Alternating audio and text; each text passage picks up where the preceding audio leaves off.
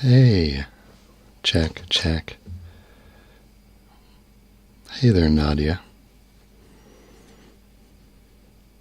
And summer music. We're just kind of testing things out right now. How is this sounding out there? Guys hear this okay?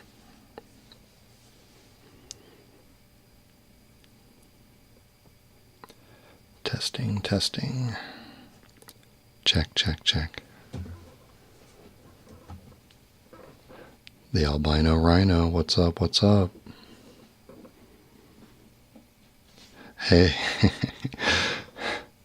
Phyllis from SoCal, what is going on? So amazing to have you here tonight. Oh, Pierre from the other side of the world. That's amazing. Gosh. I got a stupid grin on my face right now.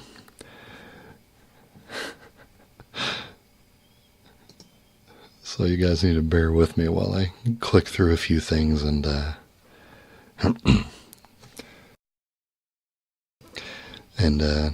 check a few things out here. A few first-timer type things. Hope everyone is doing Matt. Matt, dude, you need to sleep, brother. Oh, it's so awesome to see you. How you doing, sir? 4:30. My goodness gracious.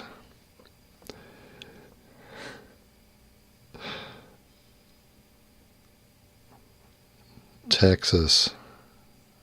Oh, I recognize that little that dog avatar. Oh, so cool to see you guys. Let's see. Let me hide this. I can't look at. I got to be looking at OBS and not the YouTube version because the delay is very disorienting. So we pop out our chat and we put it right here. James Matthews, how's it going? Melodic Canvas, so awesome to see you. Testing, testing, sound okay out there? Oh, guys, this is really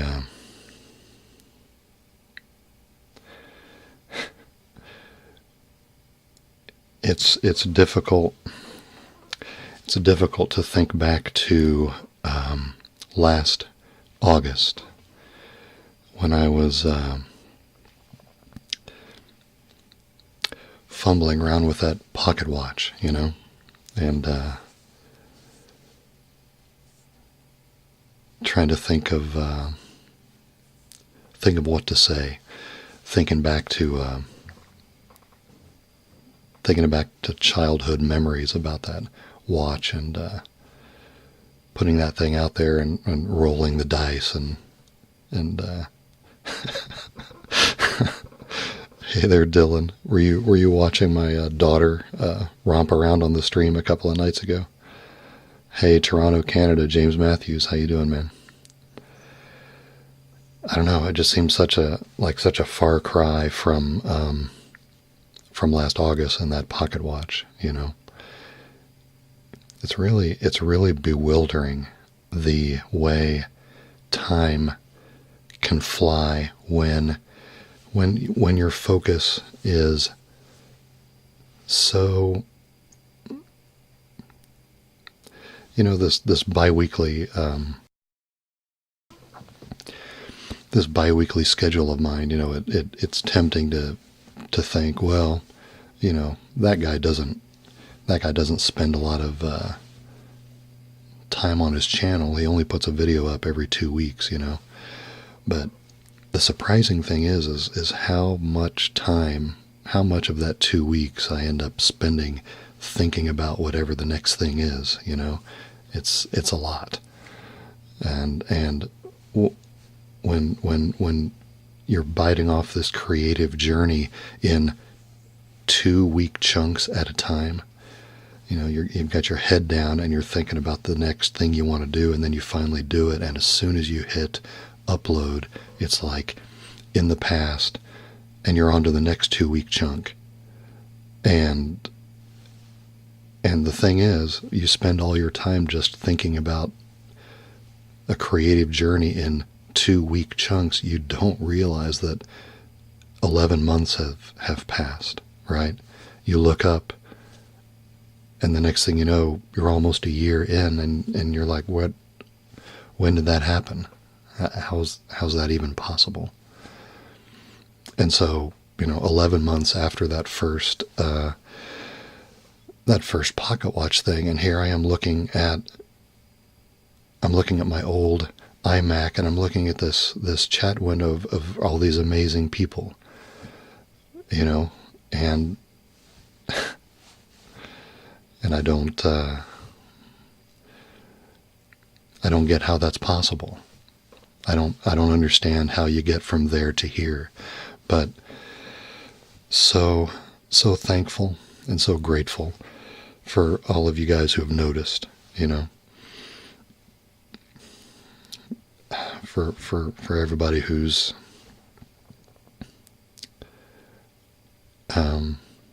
just noticed. I mean, there's so much more content now in this area than there was 6 years ago, say. And, it's hard to be noticed. It's hard to do a small, quiet thing and be noticed. And so you guys are amazing to me, because, I think if you're running through life at 1,000,000 miles an hour and everything is going by you in a blur, it's hard to notice the small things. It's hard to notice the quiet things. And you guys are not living that way.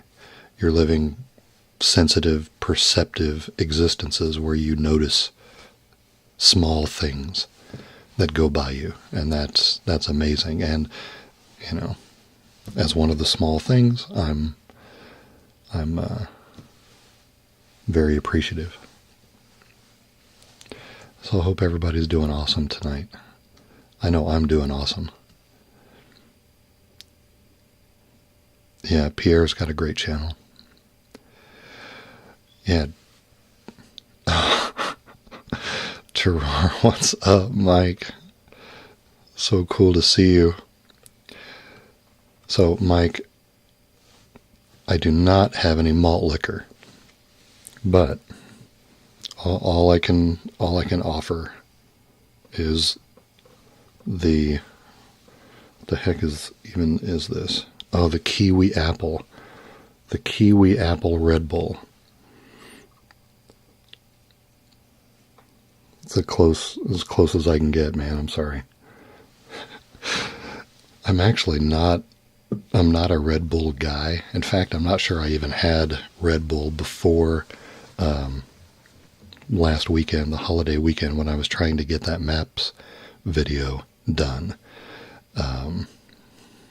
Could not figure out a way to. I just can't compete with, the family and the noisy neighborhood during the summer months. I tried, I lost. So the only way I could pull it off was spending a couple of late nights, and this chemical concoction is the only way that got that to happen. Stuart shaved his beard after 6 months of not shaving, and now you have beard envy. Stuart. No, it's all good, but I bet that was a fine looking. Were you unsatisfied with the beard after 6 months? Did it not come in the way you wanted it to? Yeah, Terrar, I can't recommend Red Bull. It was a means to an end at the time. Pierre lost 40 subs the day you uploaded a no beard video. It's discrimination, man.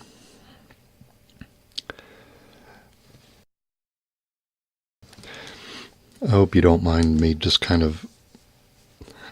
I didn't know how this was going to go, and I didn't know whether I'd be just stuck here for a few minutes with nothing to say.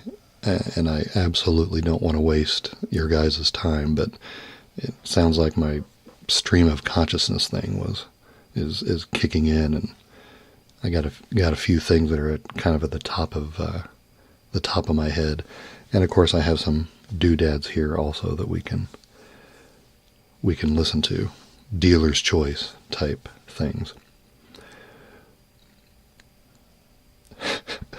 Got tired of the mustache going into my mouth. That is what mustache wax is for, Stuart. Embrace the products. They make products for that kind of stuff. It's about training it to the sides and then a little bit of product. No, it's all good. Let me try to the last 24 hours have been very interesting. Let me try to give you a little context of where my head has been in the last 24 hours, and you guys chat it up and make yourself at home, and let me know if you can't hear anything or if I need to adjust anything on my side. Just an interesting study in contrasts. JLC2AY, thanks for being here. I hope I've mentioned everybody so far that's showed up on the chat. So 24 hours ago, maybe a little bit more, actually about 26 hours ago, I was on stage with my band. We were doing a show last night. We were doing about an hour and a half set. It was a 3-band showcase. There was an acoustic act in front of us, and then a band after us. And I think I've mentioned this on videos before or something, that I've been doing that for a long time. It's a great hobby. It's a great pastime for me. I enjoy it. But last night was a little bit different because, the fact of the matter is my head was here in all of this stuff that was going to happen tonight. So there I was before. So I was sitting there at the table listening to the opening band and grabbing something to eat. And in my lap, underneath the table, because I don't like to look at my phone when I'm watching musicians. I think it's kind of rude. Under the table, in my lap, was my phone, opened up to Social Blade. And I'm watching the Social Blade live subscriber count page, because the subs were like sitting at 995, 997, something like that. And,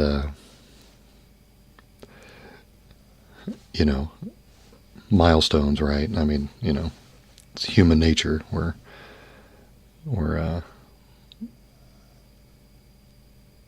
distracted by that kind of stuff, and that's fine. It's all good. But there I was, before our set, thinking about, is this thing gonna, hit 1,000 while I'm sitting here, eating this burger and watching this band?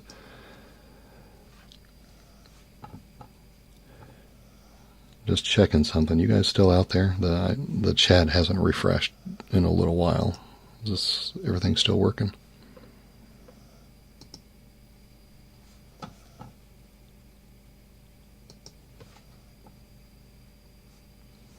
Let's see. Testing.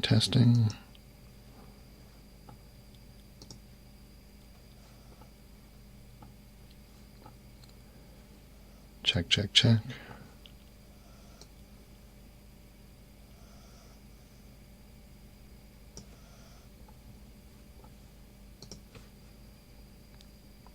Oh, okay. Thank you, Pierre.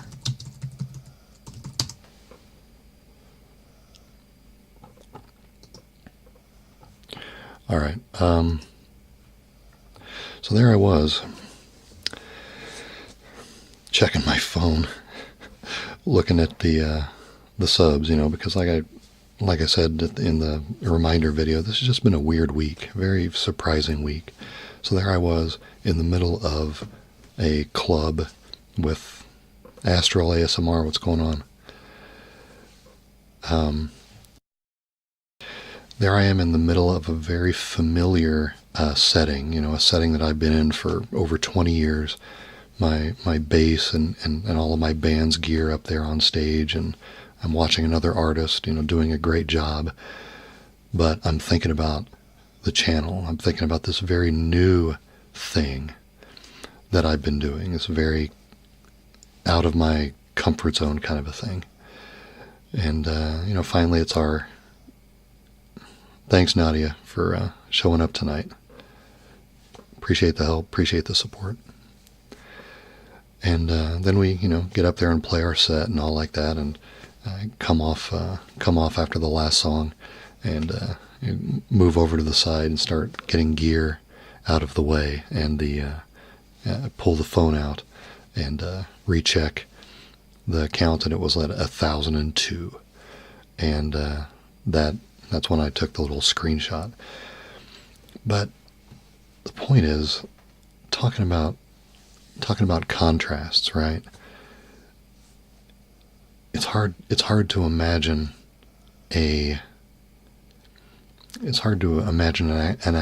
two activities that are more dissimilar.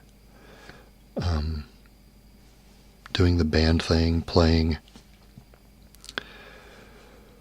rock songs to an audience. It's very forward. It's very out there, contrasted to this very quiet, still creative, but this very small, a completely different kind of connection, and I found myself kind of amused with the notion that there I was in the middle of all this volume and, playing all these notes and singing into the mic, and my head was here, and thinking about you guys, and thinking about, how's this going to go, and is anybody going to show up, and what am I going to say, and I think that's valuable, right? Because, I'm no spring chicken, and I think we can get into ruts and routines very easily, and it's even easier to fall into those habits and routines as we get older. And I think there's a lot of value in never stopping doing new things. And that's kind of what this whole last year has been for me. A whole new creative venture, something where I get to kind of do it all for a change. The creativity that comes with being in the band is amazing, but it's a very collaborative style of creativity, right? I kind of throw in my 2 cents, and everybody else does too, and then we kind of craft these raw materials into songs. But I'm just a bass player. I can't sing and play piano or sing and play guitar, so I don't have the tools to bring a fully formed song to a band and say, here's a thing that I created, But I'm good in an ensemble. And what we do in the band, it works well for that sort of thing. But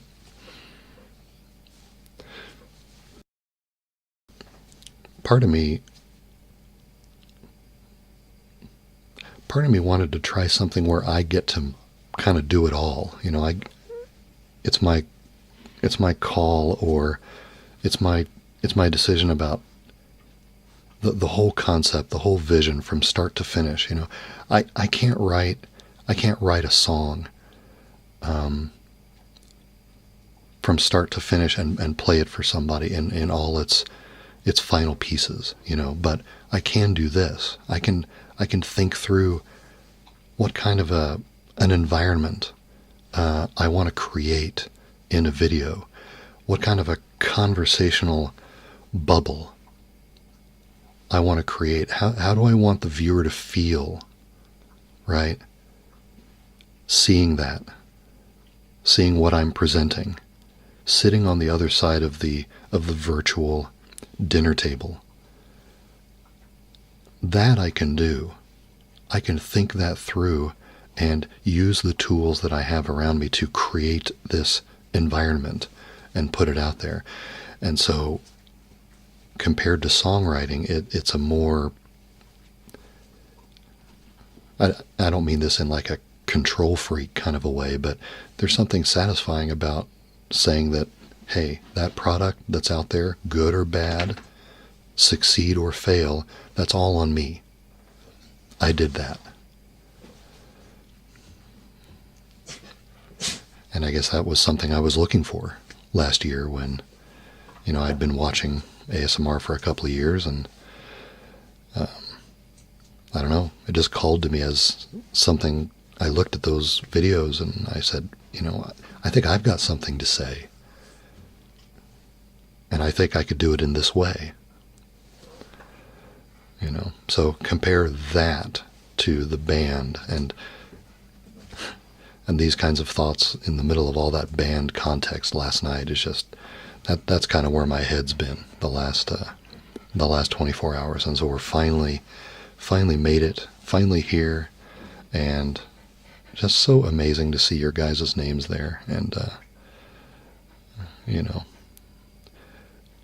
I'm sure I'll get past the novelty and the fanboy aspect of it here after I do it a couple of times, but it's so cool. So that kind of sets the context of why I kind of have a stupid grin on my face tonight. James Matthews talking about favorite band or song to cover. The current band that I'm in is an all original band. We've been around for around 9 years now. But before that, all the bands that I had been in were covers, and just, a lot of classic rock and 90s rock type stuff. I don't know if I have a favorite band or song to cover, but I have done a lot of bands and songs over the years. I'm sure it's in the hundreds by now. There is kind of a, there's kind of a core collection of songs that you end up covering that all bands seem to cover, and then you branch out from there and kind of define what the personality of your own cover band is with the different things that you decide to do. But I don't really have one that stands out to me as a favorite. But it's been nice doing my own thing for the last 9 years or so.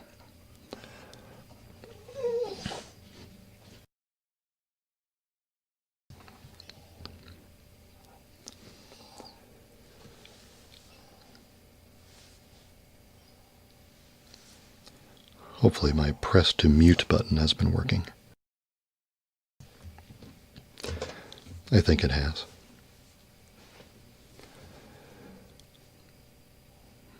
Yeah, you're absolutely right, Pierre. Oh, thanks for being here, Pierre. I know it's an unfriendly hour where you're at, so very cool to see you here.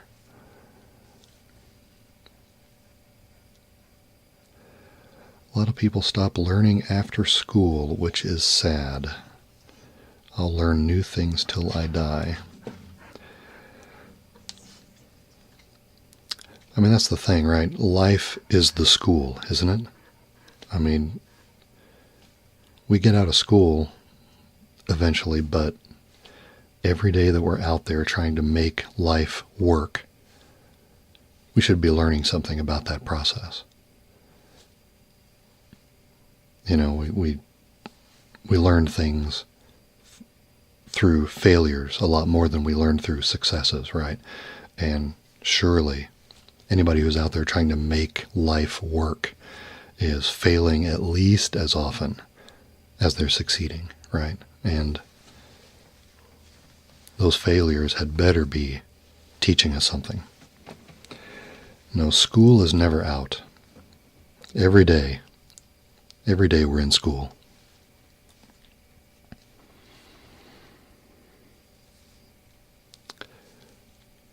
I got a few things here to mess around with while we are chatting about some things. At least one of them you will recognize probably.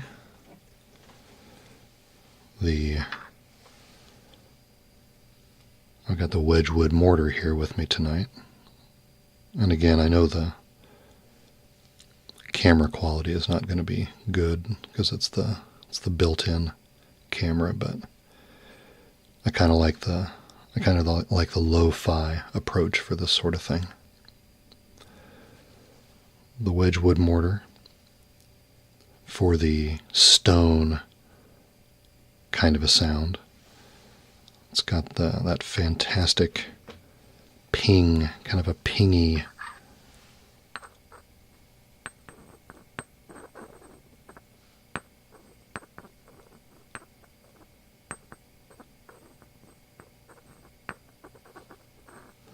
Oh yeah, I recognize. That's where I have seen the albino rhino. Yeah, you were in Just Tingle's chat earlier, weren't you? The 24/7 chat. Well, I appreciate you checking me out. That's very cool. Hopefully you guys can hear that. Now, so fair warning on the sounds, right? Any sounds that we do, at least here in the early streams, are going to be dealer's choice. And why that matters is that you will find, even though I haven't done very many strict sound exploration videos, what you will find is that I am mostly a fan of very small sounds.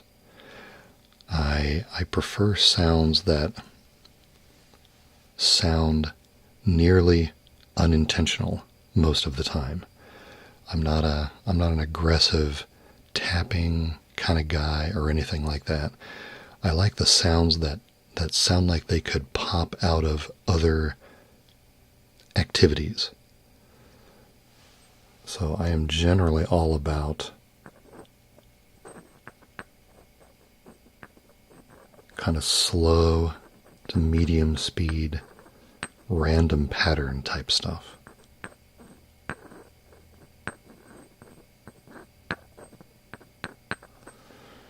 So the Wedgwood mortar is awesome for that, the stone kind of sounds. So I've got some metal items, beard wax and mustache wax. As you can tell, I have occasional need for products such as these. And the fact that they're in small tins, I get a big kick out of, because for some reason I associate small tins with like general stores from the 1880s, right? And in fact, this label on this one has a very old-timey kind of a feel, but the stuff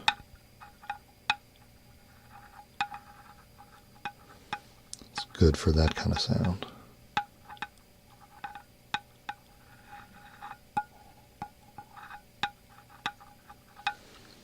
So the metal on metal, we've got that to play around with.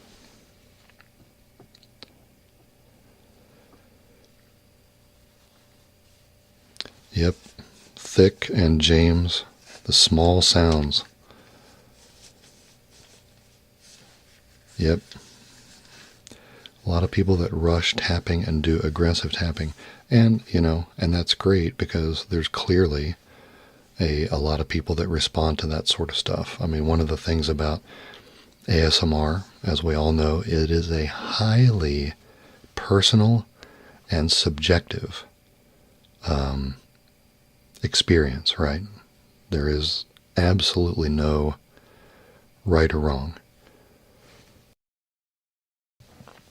So from the abundance of aggressive tapping videos out there, clearly a lot of people dig that sort of stuff.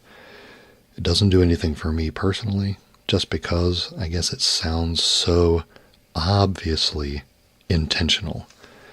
And my biggest triggers come from the small surprises, the small things that occur as a byproduct of something else happening. I'm a big fan of unintentional triggers, but then of course, intentional triggers that sound unintentional are a big deal for me. So that's what I'll, when I do stuff in a stream like this, that's kind of what I'm going to be focused on. And I hope, and on a technical note, please let me know if you hear any distortion or anything like that. I'm running my mic preamps pretty hot. I've got a level meter in OBS, so I should be okay. But if you hear any distortion, let me know, and my mixing board is within arm's reach to my left, and I can back that off. So if you hear any clipping or anything harsh, please let me know, okay? So we have a stone item, we have some metal items. Hey, Mike Butler, good to see you. So for plastic sounds, what do we think is in this bag?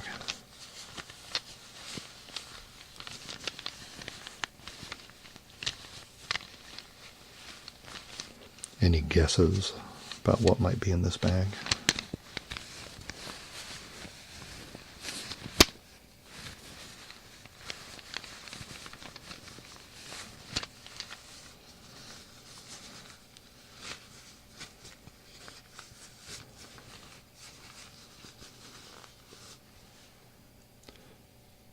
Dice.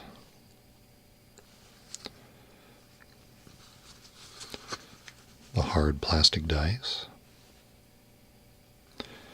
So we got a variety of these. So that gives us some nice oh, thanks, James. That's a very kind thing to say.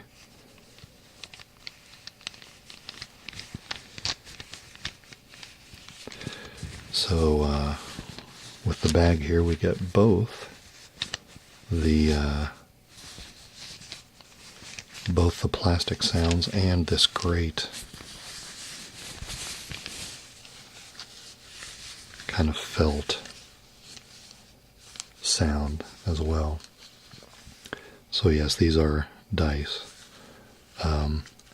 I played D&D a couple of times many years ago when I was young. These are more for general use, although I can't say I use the 30-sided die for much, but it's really cool. 20-sided die typically get used for keeping track of life in Magic the Gathering. My son does that, does the 20-sided die most often. I'm usually more of a paper and pencil kind of a guy, but I'll use a die as well. Hey, Robert Smith. Thanks for being here. So we can play around with these in the bag, and then we can take them out and...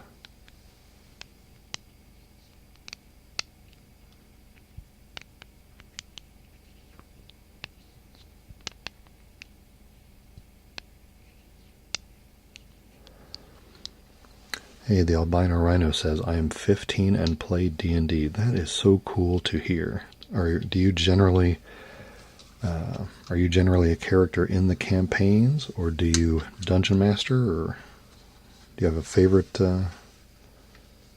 thing that you do? In terms of decks, if you're talking about Magic the Gathering, so my confession is that I learned to play so that I could play with my kids, but I don't really have the time to collect and deck build. Not anymore. I used to with some other games. Back in the 90s, I was in a play group where we played a lot of Jihad. I don't know if anybody remembers that game. Magic the Gathering was the first game that Richard Garfield designed. And the second game that he designed was called Jihad, which was a vampire-based game. It's based around the live-action role-playing game Vampire the Masquerade.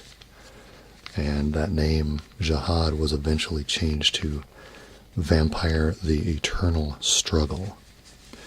And I was in a play group that played that.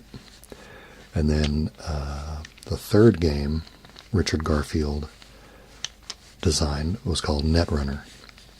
And I was a Netrunner player as well. And back then, I had a lot more time and maybe some more disposable income. And I was really into Jihad, and I collected and deck built back in those days. But now, when I play Magic, it's mostly intro packs and things that I buy pre-constructed, because I just don't have the bandwidth to collect a whole bunch of Magic cards and be immersed in it the way I was in the 90s for Jihad and Netrunner. I still have a blast playing, and it's important to me to really understand the mechanics of the decks I'm playing. And I play Hearthstone, of course. I don't know if Matt's still with us, but he and I are Hearthstone guys. So I play Hearthstone because it's easy. It's easier to get to that same level of kind of deck building knowledge with the virtual collection than it is for a real collection. So to answer your question about do I have a particular deck? No, I don't really. We've got maybe a dozen intro packs that I've bought over the years, and we generally play those.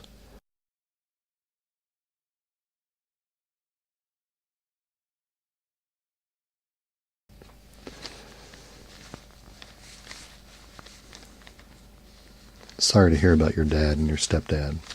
That's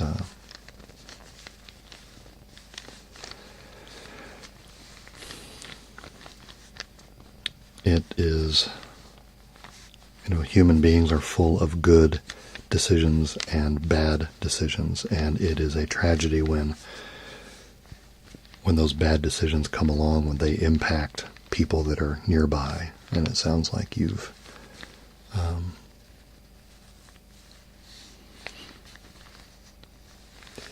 been collateral damage of somebody else's bad decisions. But just make sure you realize that that's their bad decisions and it had nothing to do with you.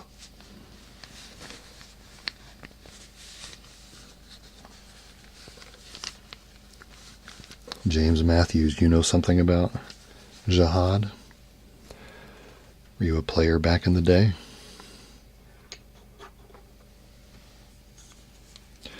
So we've got our stone and metal and plastic covered. And the last thing I have to mess around with tonight are these brushes.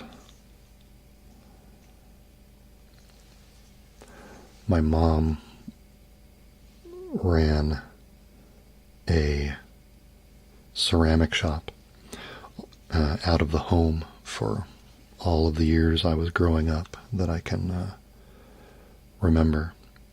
And in her later years, when she wasn't running the shop anymore, she had a booth in a local flea market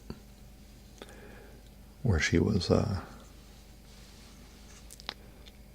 selling ceramics and selling supplies and stuff. And these are a couple of her brushes.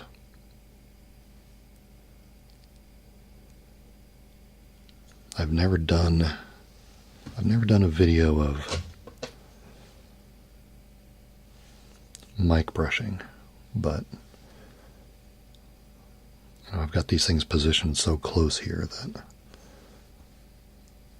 I'll give it a try a couple of times, and if this is good at all, we can bring it out later and try it a little more.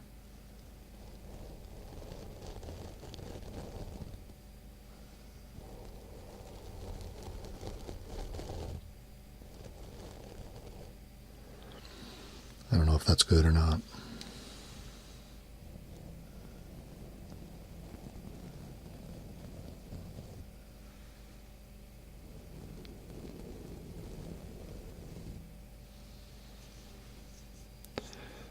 This one is softer than this one.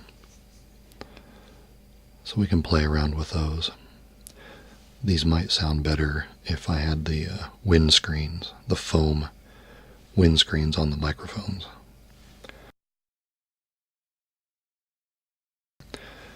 Those are good sounds. Help me out. How am I supposed to say, how should I say your name, N3CKY? Is the 3 supposed to be an E? Is that supposed to be Necky? Or should I just call you N3? Tell me what you want me to do, man.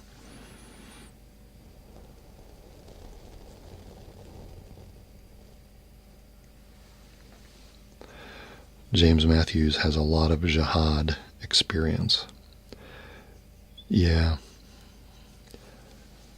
I was a big fan of that game when we were playing it all the time.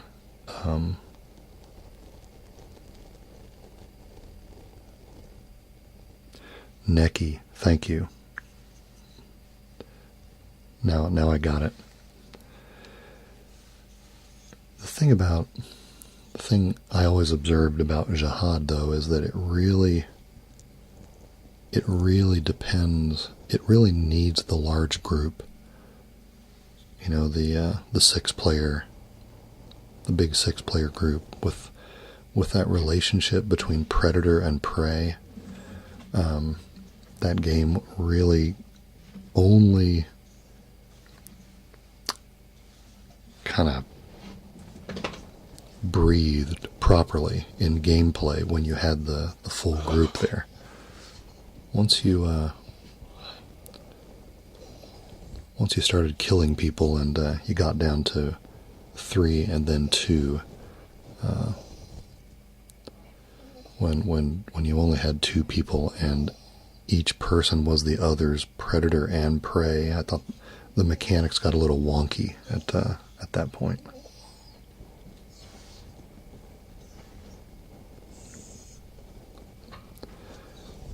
Thanks for the feedback about the mic brushing.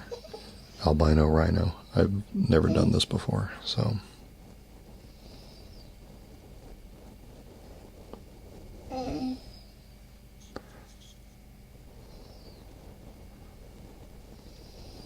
And And this is a little bit embarrassing, but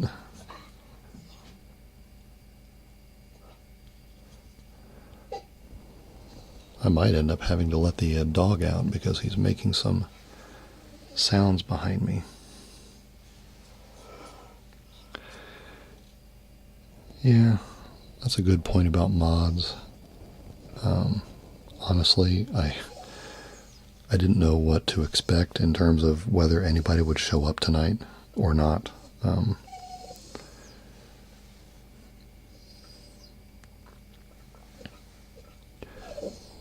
So I was kind of going on blind faith that, hey, Neki, thanks for stopping by. Thanks for helping me out with your name. Hope to see you next time. Yeah, I didn't know if, there would even be anybody showing up to this thing. I was really concerned about not really having a large enough channel to pull something like this off. So I figured, well, if the only people showing up are nice folks and sympathetic to the cause,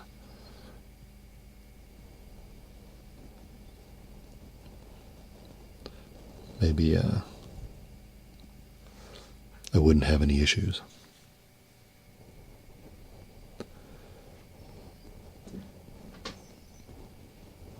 Maybe in the future.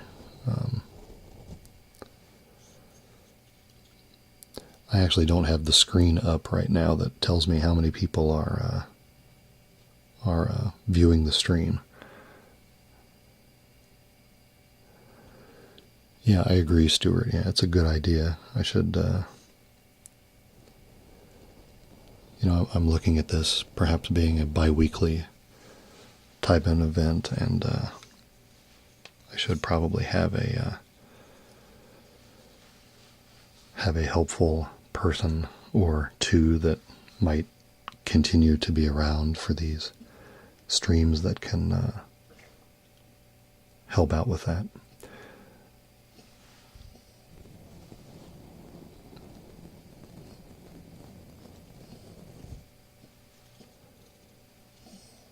Oh, cool.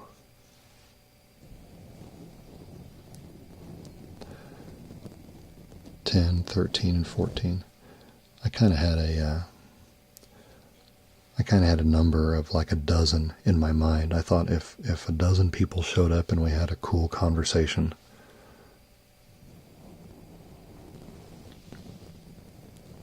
I would absolutely call that a success.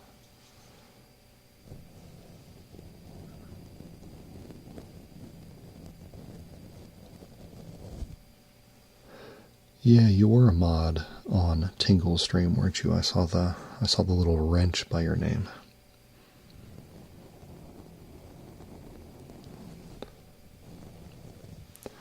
Do you have to do mod type duties on Tingle's stream very often, Albino Rhino?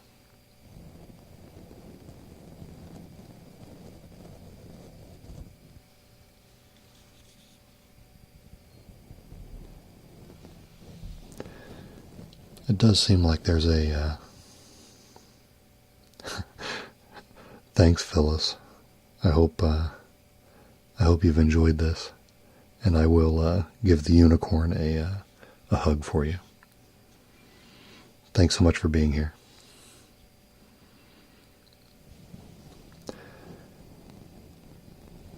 There does seem to be a contingent of folks out there on the internet that just seem to be interested in making life a little less pleasant for other people, and I definitely don't understand that mentality.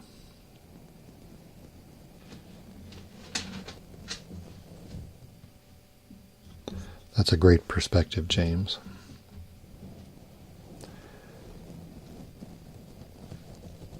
Hey, Anime Trash Kid.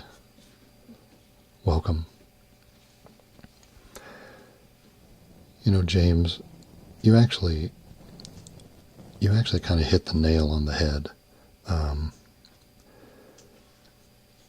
In terms of one of the things that I'm trying to do with this channel and with my videos, it's really meant to be a small, intimate, conversational environment.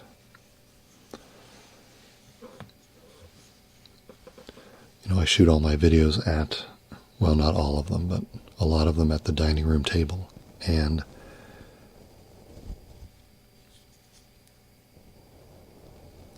the point of that, I mean, honestly, when I'm shooting the video, I am imagining the headspace that I'm in is that I'm imagining that I am talking to a close friend on the other side of the table. That's the point, right? Hey, Martin, Tony, Skadoodle Noodle. Thanks everybody for being here. So, talking about creating a small, intimate bubble of connection. Like sitting down with somebody in a quiet room and saying, hey, here's this cool thing that I found, or here's something that I think is interesting. Because I think there's value in spending some time connecting one-on-one with somebody. You're not checking your phone. You're not trying to do 3 things at once, right? I think there's value to slowing down and doing one thing at a time for a change.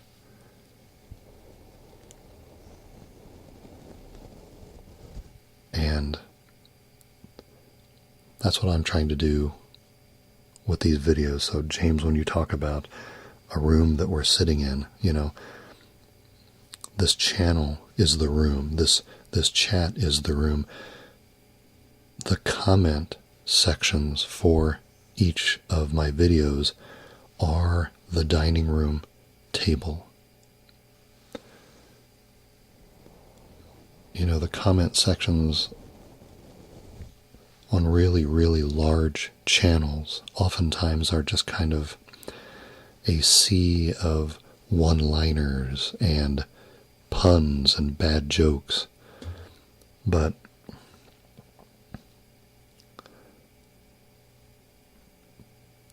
I think one of the advantages of having a slightly smaller channel right now is that the comment sections are exactly the way I want them to be. I want them to be meaningful exchanges. The point of this channel is not for me to put up videos and have you guys just digest them, right? These videos are not the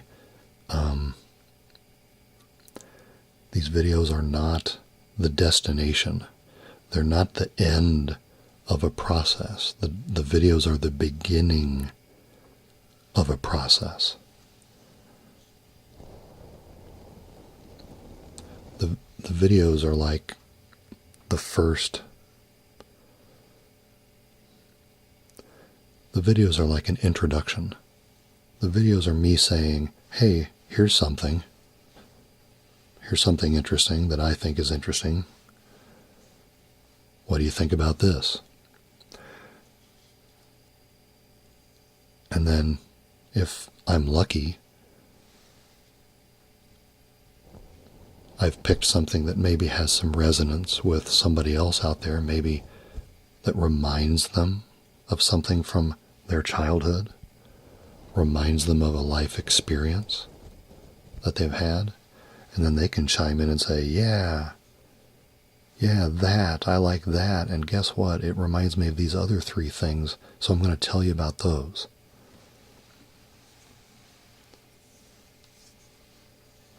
And that's the point. I want us to be, I want to have the kind of comment sections where, if you visit the comments section on the day that a video comes out, and then you visit it again in a week, you see a completely different comment section because 4 or 5 conversations have happened in that week, where we're going back and forth about stuff. That's it. That's the good stuff, right? A lot of research for the videos. How long do you typically spend before recording begins?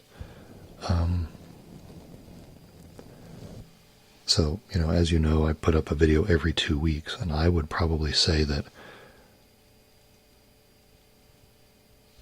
I spend every bit of the 2 weeks in between videos kind of either processing in my brain about how I want to approach it, what kind of the vision is, and if there's nuts and bolts knowledge that I need to gather to make the presentation a little bit better, I will. That will happen in the 2 weeks as well. Unless, for example, there's a video I want to do about the engravers that worked on the artwork that's on a lot of the antique coins. And that I've just kind of been picking away at over months because I have a lot of things to look up about all those sculptors and engravers, and I'm about halfway through, but that one's just taking a little bit longer because I'm just kind of picking away at it as I think about it and as I have time.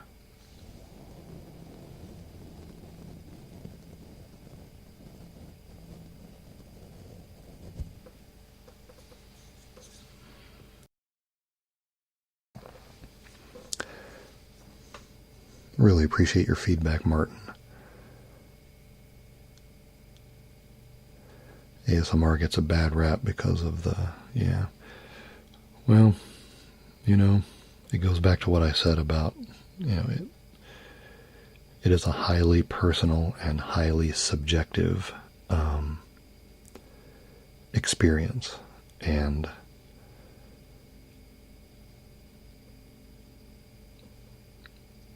part of this, for better or worse, is a supply and demand equation, right? It's economics.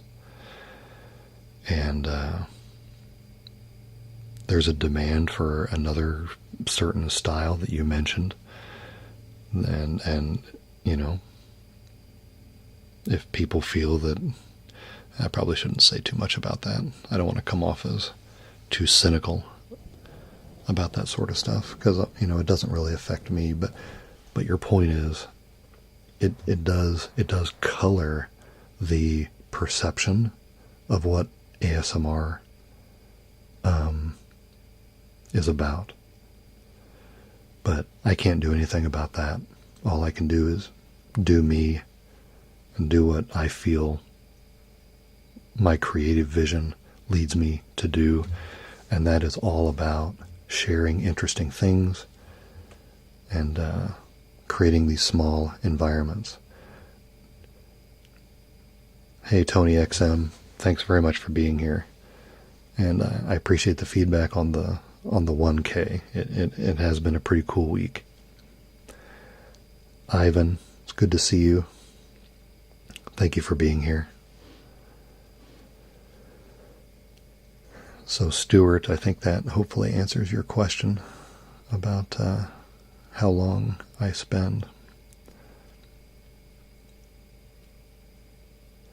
Oh gosh, ASMR chess, are you kidding? That dude.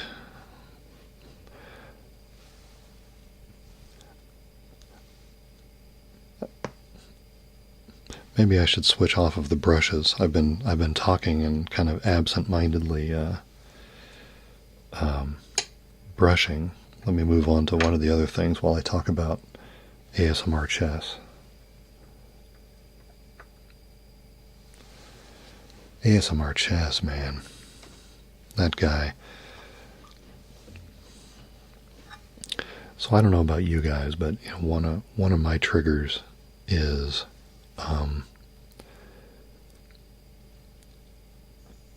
accented English, and not just because of the accent, but because many times non-native English speakers will their usage, their syntax, and their phrasing, will be a little bit, I guess, wrong, for lack of a better word, but the fact that with their accent and the fact that they use the language a little bit differently than I do, those two things, you put them together and I say this as a guy who is probably 90 to 95% immune, tingle immune, unfortunately, but there's still some things that still trigger me. And for example, Censor Addy, I think is how you say his name, from Poland, the way he speaks and the small sounds that he does still consistently trigger me. And since I'm immune to most triggers, I'm very grateful for that combination.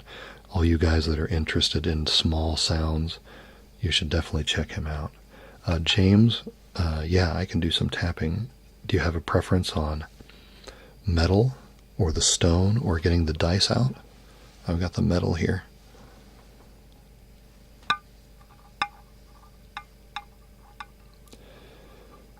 Yeah, Stuart, I check in on ASMR Chess's channel from time to time to see if he's come back. I know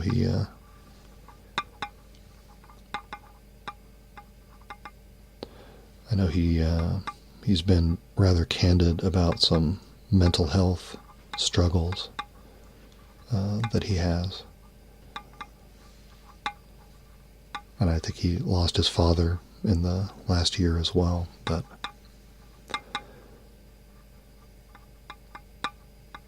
his use of English, just the way he phrases, and then of course him talking so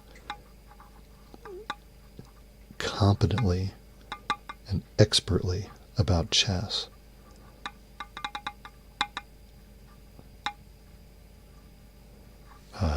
It's just a fantastic combination. I hope he's able to come back to his channel in a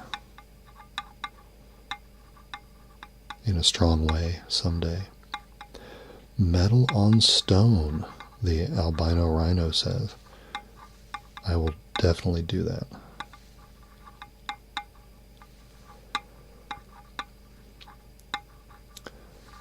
Yeah, Censor Addy for sure. And another one, not in the accent department, but in terms of just the great combination of the way she constructs her speaking and the way she does her sound triggers. Ardra ASMR, absolutely masterful. The way she, oftentimes she'll do a thing where, she's scratching on something. She'll say the word scratch while she's scratching on something very quietly, and then she'll say the word tap when she's tapping on something, and Whew. It's a potent combination.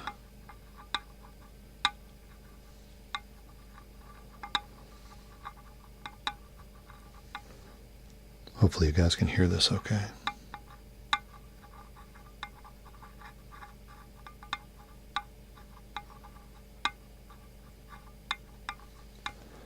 I know these are not condenser mics, but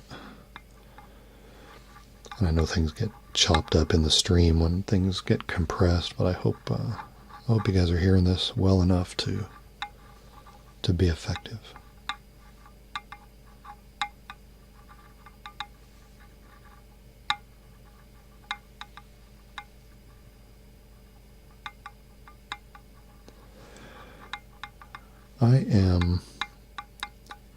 I was never a big sports guy coming up through school or anything. I like watching certain sports a little more than participating. I used to love to watch tennis when I was growing up. Did some trail running myself for a while, and sorry about that. I'm a big fan of orienteering. Probably have never heard of that sport. Even though in some Nordic countries it's a lot of people do it. It's a navigation sport. It kind of combines cross-country running and map navigation. It's a sport that is hard to describe without it sounding like math homework. But it's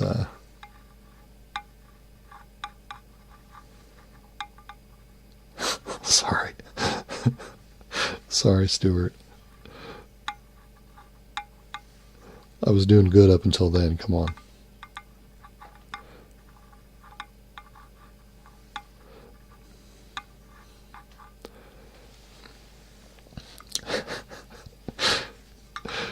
Oh man, sorry about that.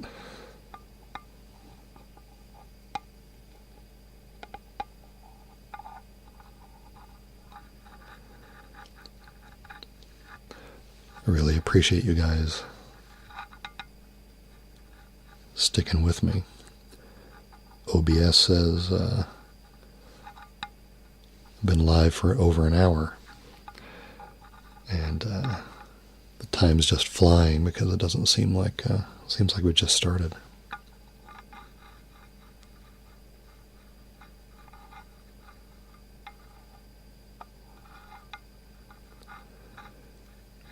The crazy run in Kentucky. Are you talking about kind of a one of those tough mudders or one of those crazy obstacle course things?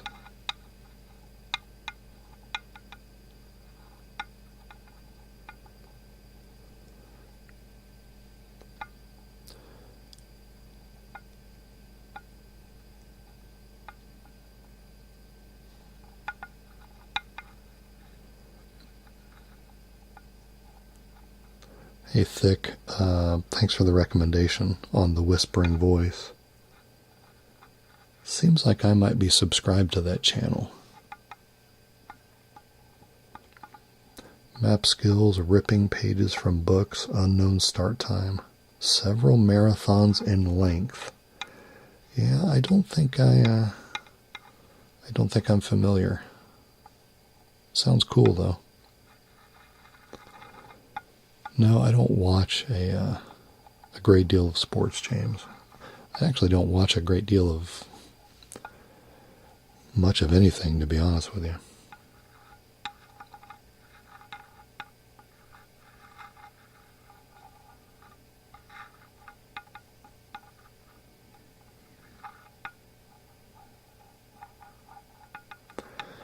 You guys can blame Christopher not walking for all of this, I think. In that Dirty Nerdy Show interview, we got talking about our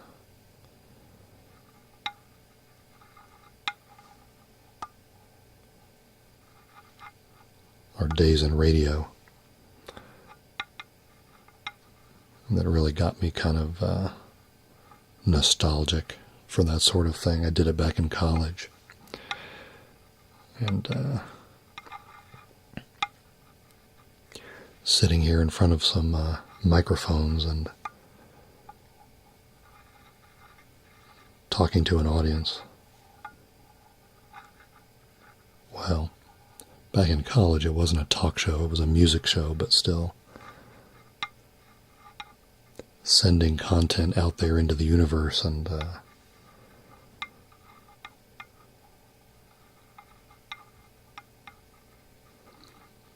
not knowing for sure how many people were listening at any given time.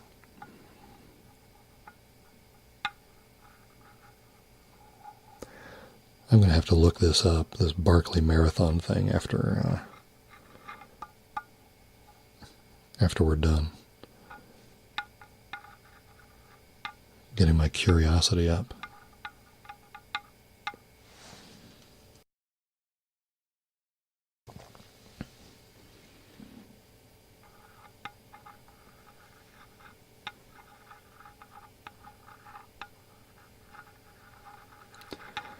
Six seconds late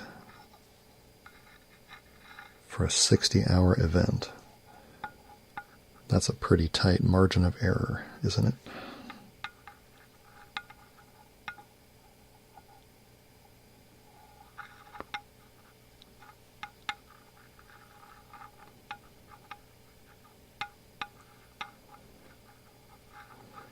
I will check that out on Netflix.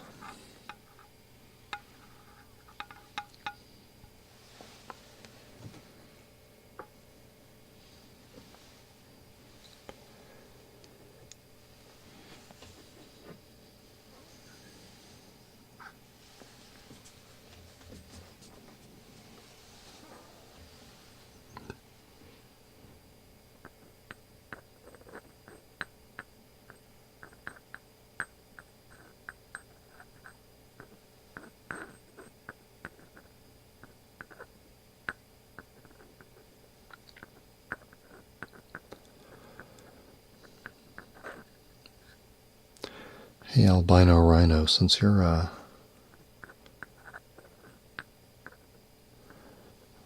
mod over at Just Tingles, I'm curious what your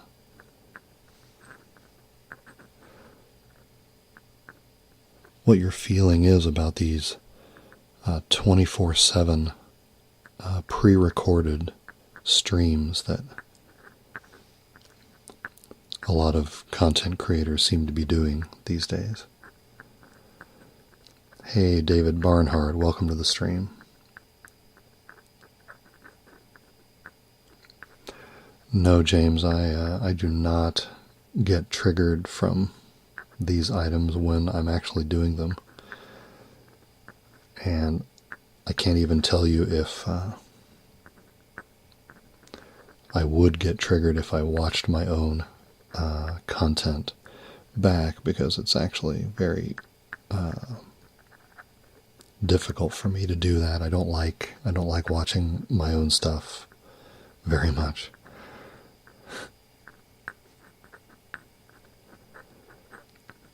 I watch it through the post-production process when I'm editing and all like that, but after it goes live, I move on to the next one. I don't like watching myself. You're very welcome, David. I hope you're doing well tonight. Hope things are doing okay in California.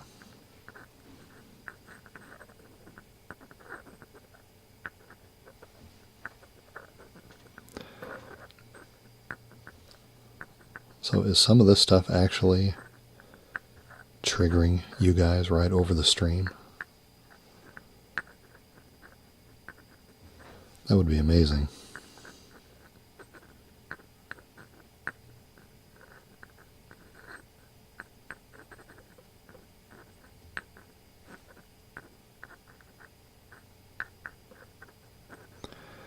Yeah, I'm definitely a fan of the small things.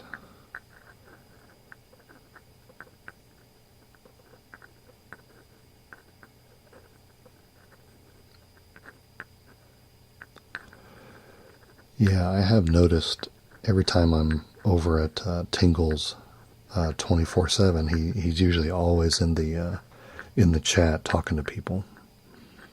So that's pretty cool. 106 degrees in LA right now.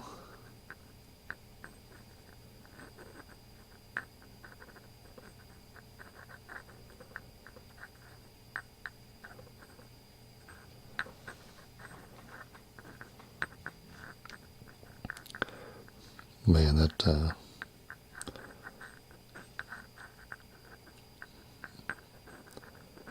that's tough.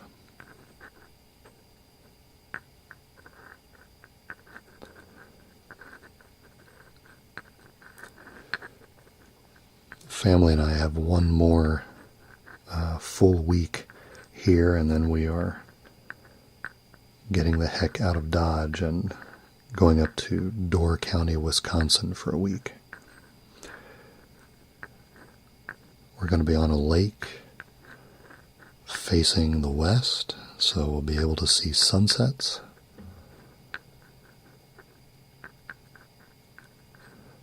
And then I'll be doing a video of a sunset when I'm up there, and then that will be that'll be the video that opens the floor to questions for my 1 year anniversary Q&A video. So albino rhino using the pestle to tap on the beard wax. We can absolutely do that.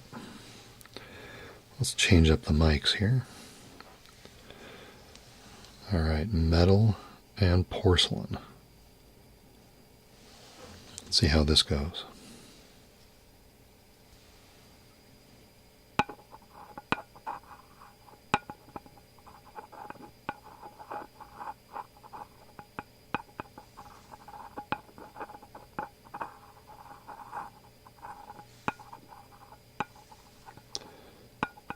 It's not bad, right?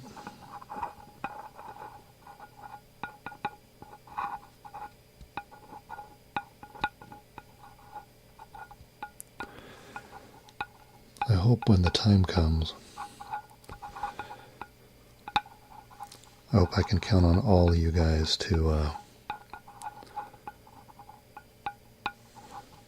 send me some good questions for the 1 year anniversary.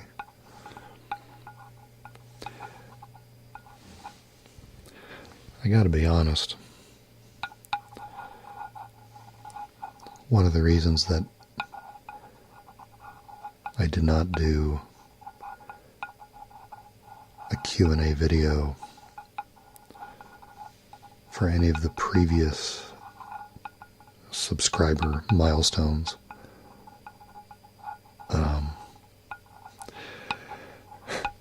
was frankly because I was afraid that there wouldn't be enough people who would notice and send me questions.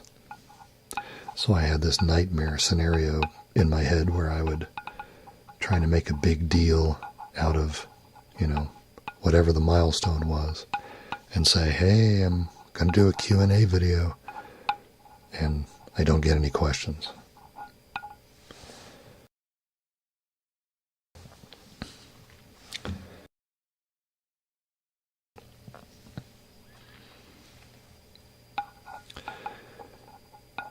Hey, Summer Music, your question about uploading more frequently. There's a lot of real life reasons why I can't really do more than bi-weekly right now.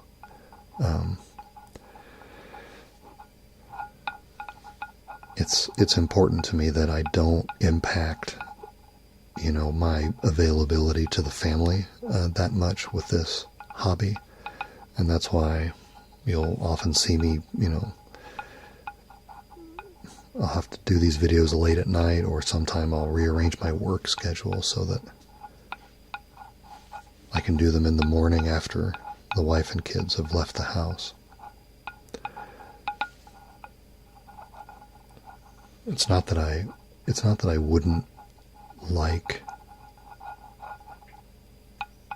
the opportunity to be able to do it more often. And certainly I do think that the bi-weekly upload schedule has at least something to do with why it took me 11 months to get 1,000 subs. But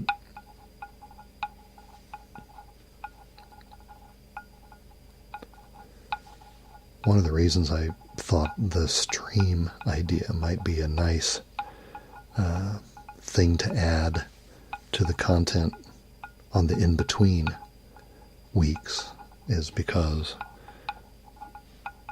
there's really no prep needed.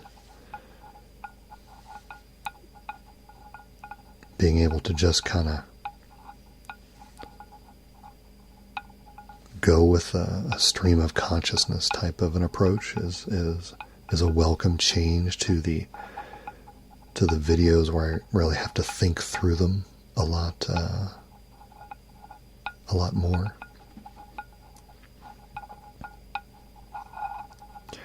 Hey James, I appreciate you staying up.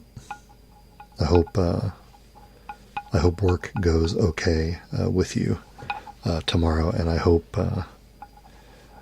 I'll see you at the next stream, and I hope you can send in a question for the Q&A when I put that up a little bit later, okay? Have a great night, James.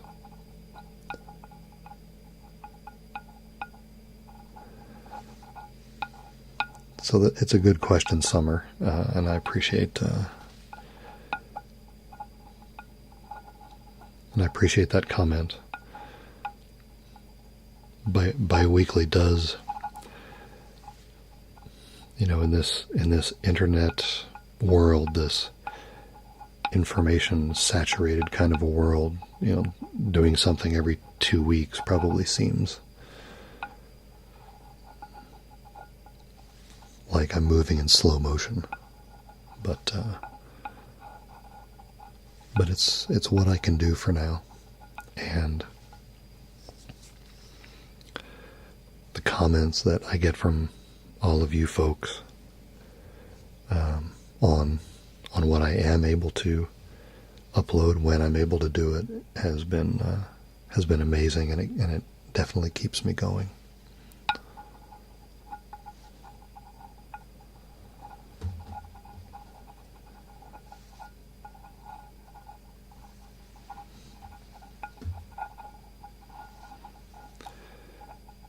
It's an interesting creative journey, no doubt about that. It's not quite like anything I've ever done.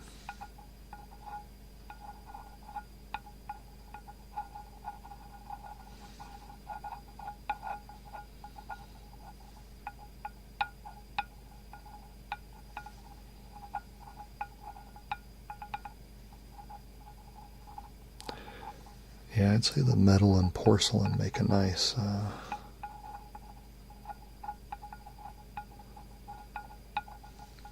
that's a nice marriage.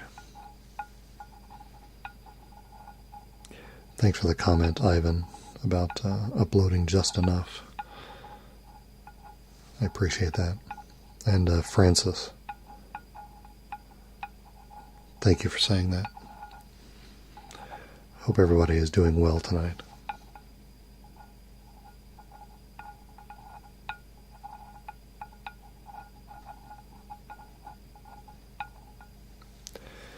If you guys will let me take a quick sip of the beverage I have here, I would appreciate it.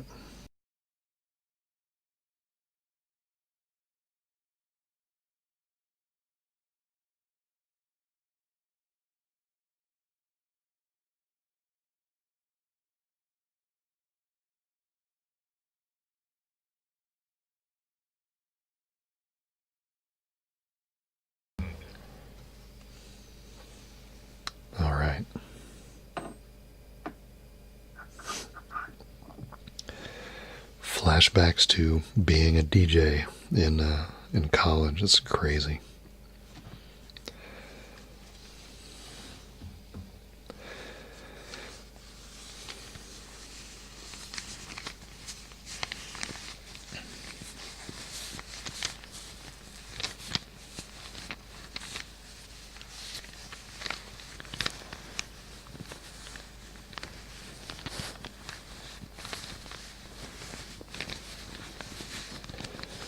We'll get these dice out here in a minute, but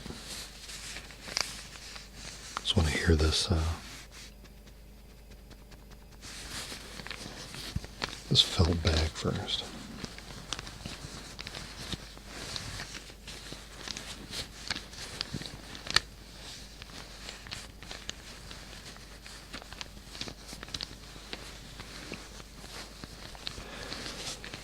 Yeah, I'm definitely a sucker for the small sounds.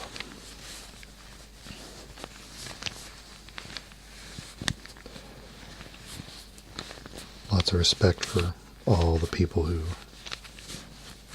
like the different other kinds of sounds, but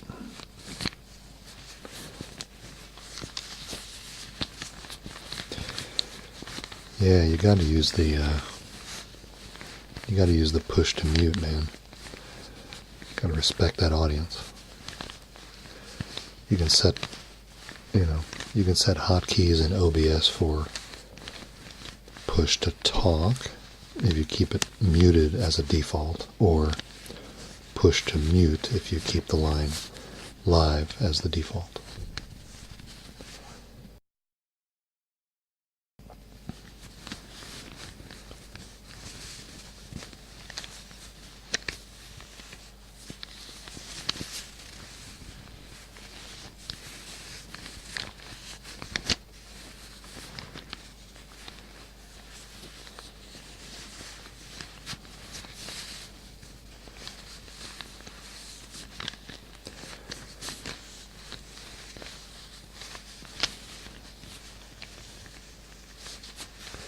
Anybody want to check the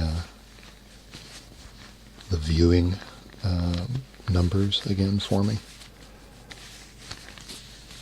I'll make sure next time I'll have the right window up to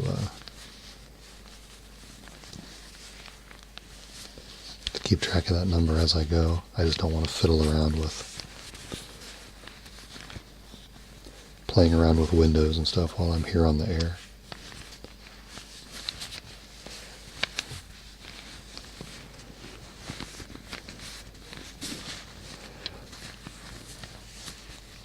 Yeah, I'll think about the beard thing, Rhino. I'm not, even though I have one, I don't watch the beard sounds videos or the beard scratching videos. That's never quite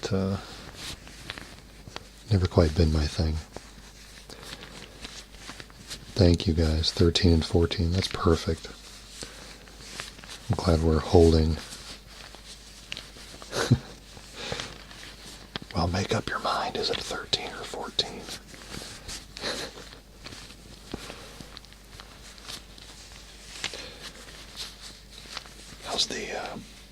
How does whispering come across in the stream?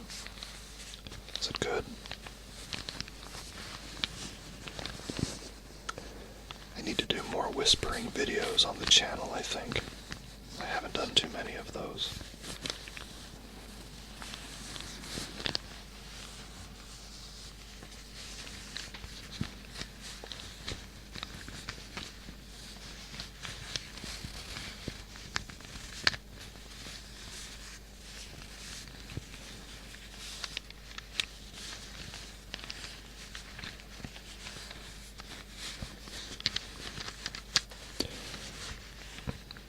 People they don't think that, hey, it's Long Range Monkey. Thanks for being here.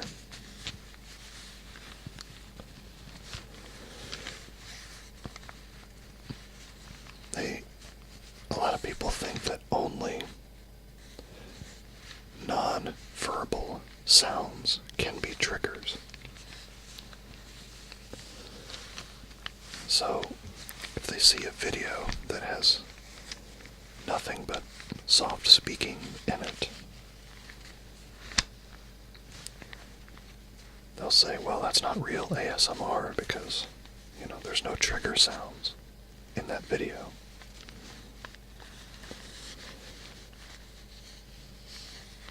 The thing with me is that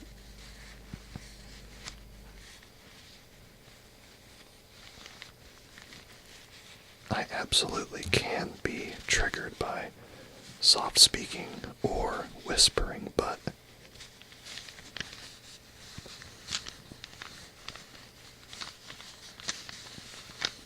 hey, looky there. This is another screen name that I can't say very well.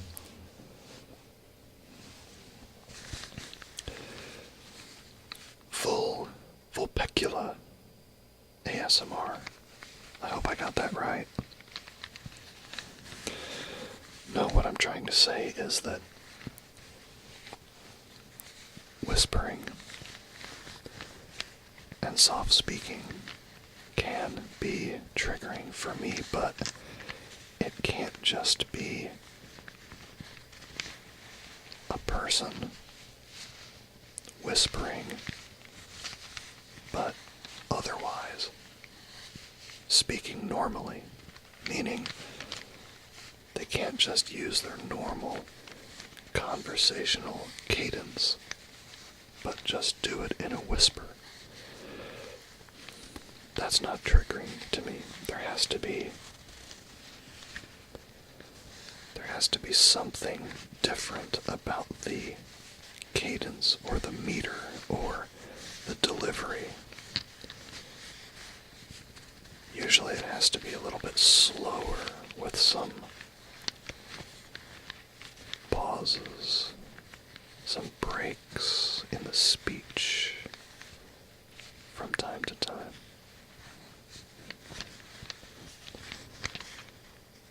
If you have that,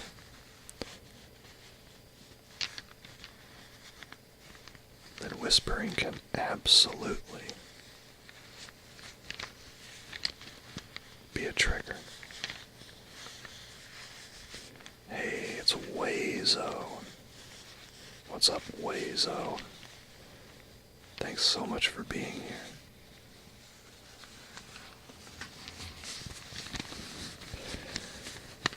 I hope you guys are digging this. It's fun to be able to do something completely different than what goes on in the videos. Much more spontaneous, more conversational.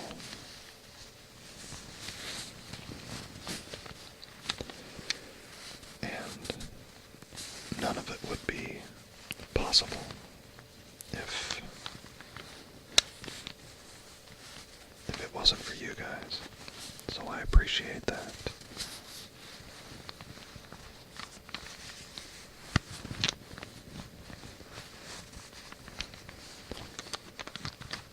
It's so cool to see you guys here.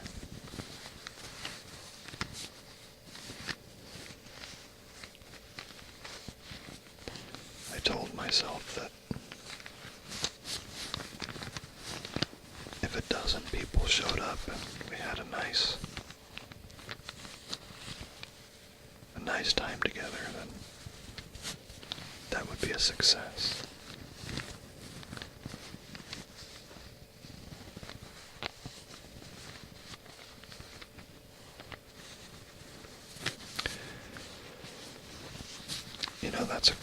That's a great question. Vulpecula. Let me know if I'm butchering your name or if you want me to call you something else. Yeah, I think I mentioned earlier in the stream that one of the things that triggers me about non-native English speakers is is that they will often use English slightly incorrectly, and there will be unexpected things about their syntax and their phrasing that hits the ear, right, in a different way. And I think the same can be true if you change up your whispering phrasing or your soft-spoken phrasing. You can perhaps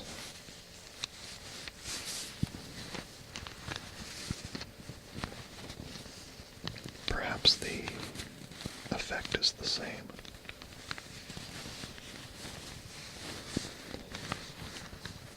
We mentioned earlier the censor Addy from Poland is a great example of what I'm talking about with the syntax and the English usage.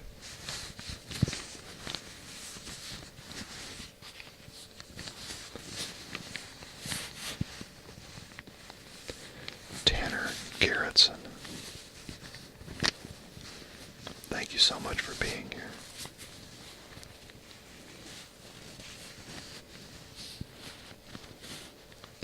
Volpe, outstanding. Thanks for helping me out. Do you guys mind, very quickly, just typing in where you're viewing from, so I can get a sense of where everybody's at? Is that cool?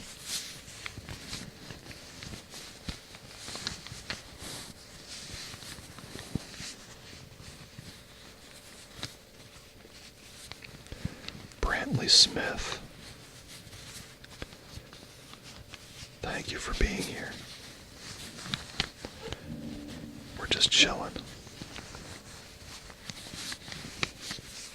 You're very welcome, Tanner.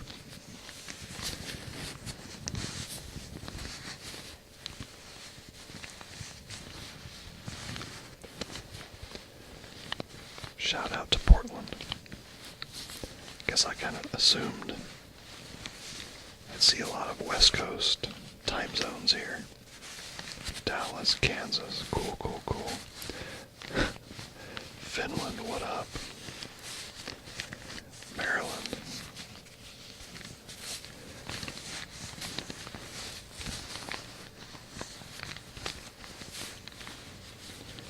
That's awesome.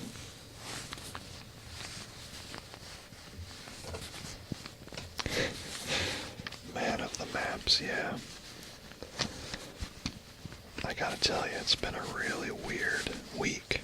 I don't know what happened with that map video. You know, I just think there's a lot of black magic going on behind the scenes with those YouTube algorithms, you know. I just don't. I've seen such inconsistent behavior with my own videos and stuff that goes on with the channel. I just can't second guess about what it is that causes any one video to get more views than any other video. But that map video this week it's just done some crazy stuff, and I'm not complaining, obviously. But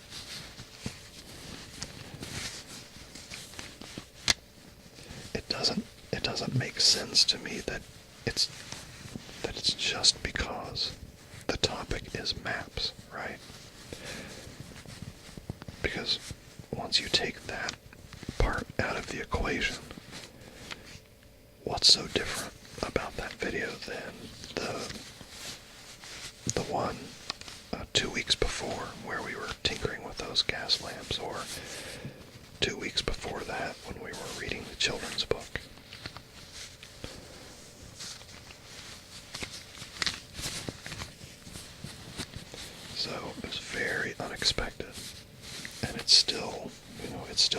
up views.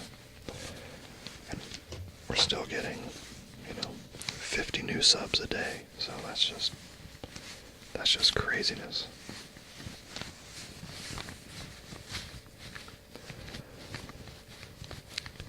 But it has been 11 months since the beginning of this whole thing.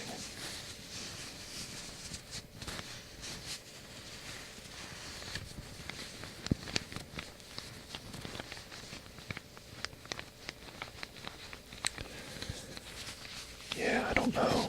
Title, tags.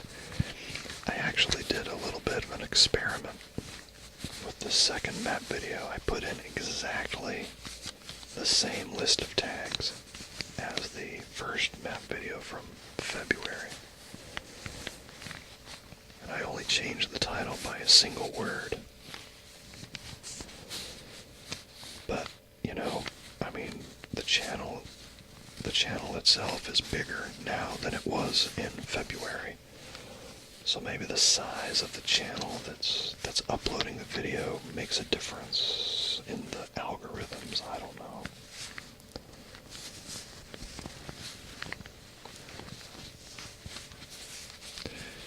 Hey, Albino Rhino. Thank you so much for being here tonight. I'll probably see you on Tingle's channel at some point. Think of a good question for me for the 1-year Q&A, please.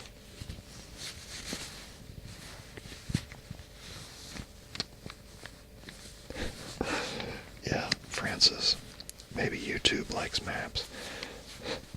Yeah, I keep wondering if there's this group of people out there that are just searching every day for brand new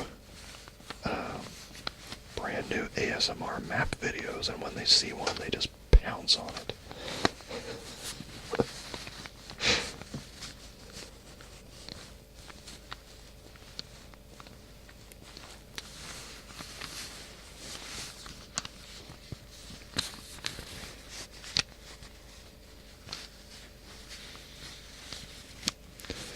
So, summer music has got some interesting statistics here.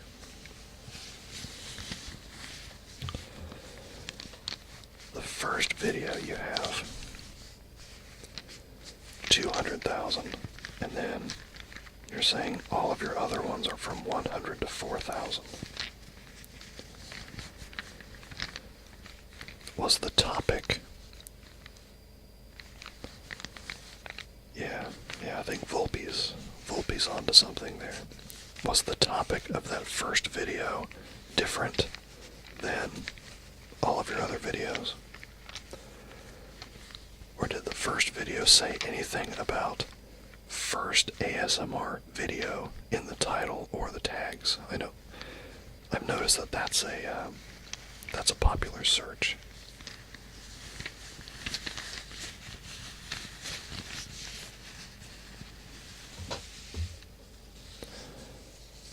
I'm going to take some of these dice out now.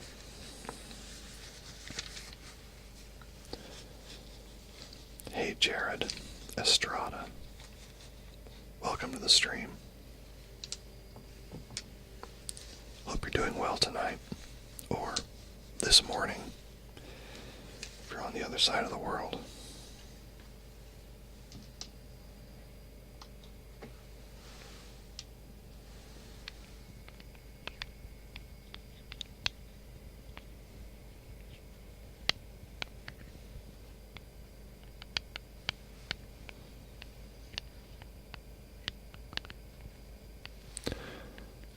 Hopefully that sound is coming through for you guys.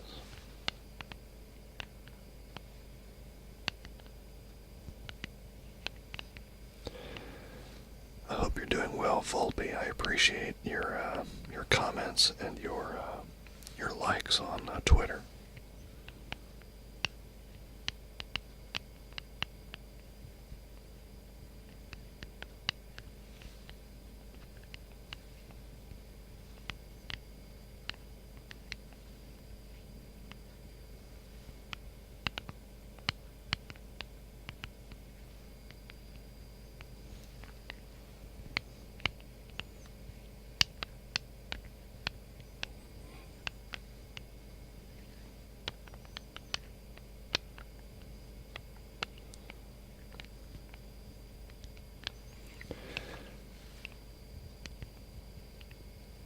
Thanks, Brantley, for that feedback.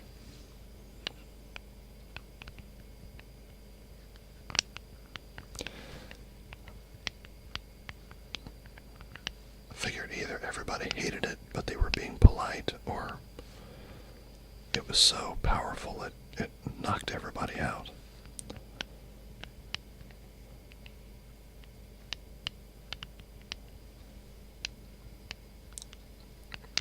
Okay, thanks Summer Music for that explanation. Yeah, I don't know, it's hard. It's hard to...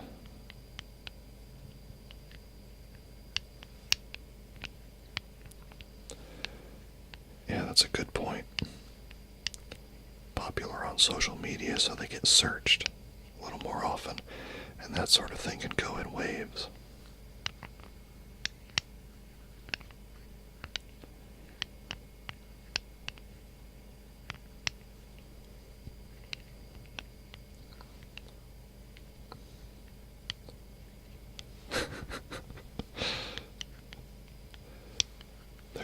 There's a delicate balance on a stream.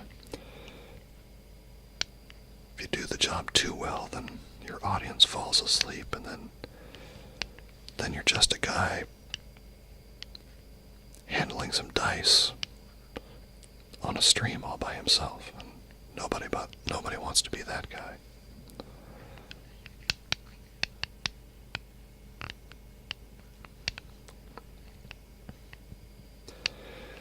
Does anybody ever get triggered by playing a game with dice or with cards?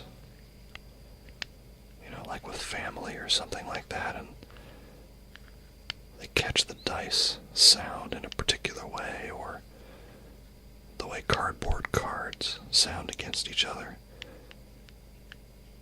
Anybody get real life triggers from that sort of thing?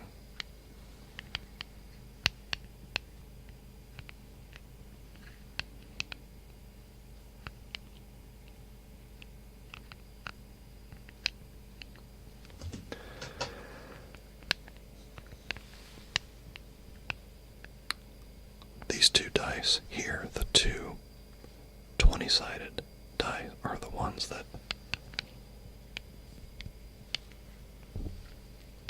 get the most use, and they get use in Magic the Gathering games to track dice totals, life totals, I mean, of course.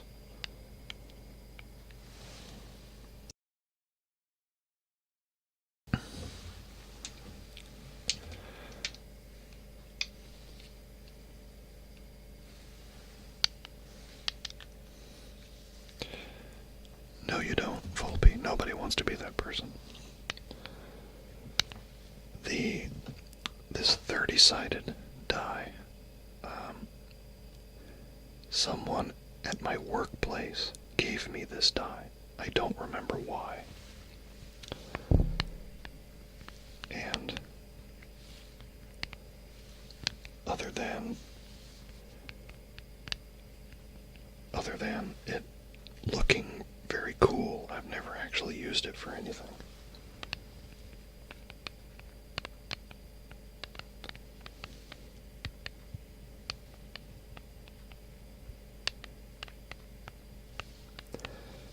The other die in the bag are various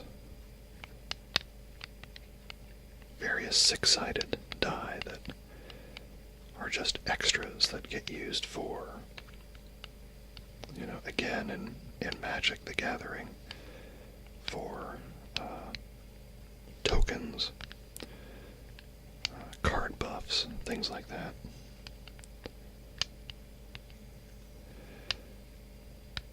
I'm digging these comments about all the board games. Volpe mentions marbles. Yeah, marbles. Marbles are a fantastic trigger.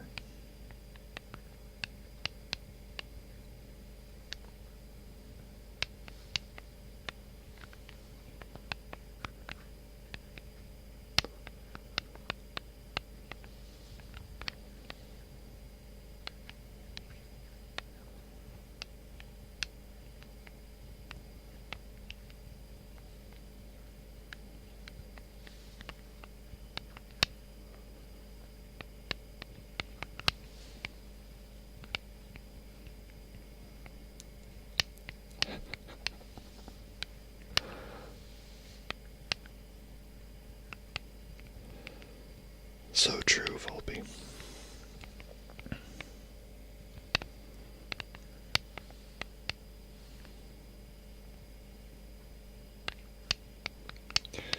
You know, Stuart brings up a good point that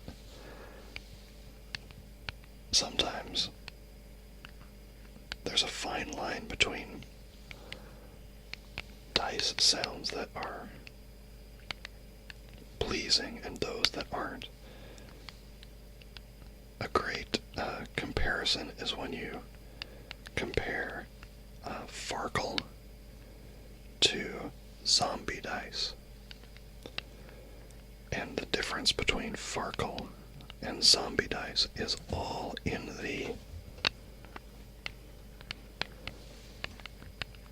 container. Because the container, the dice container for Farkle, is made of thicker plastic, and it has a foam layer in the bottom. And rattling dice around in the Farkle container is that's a very nice sound.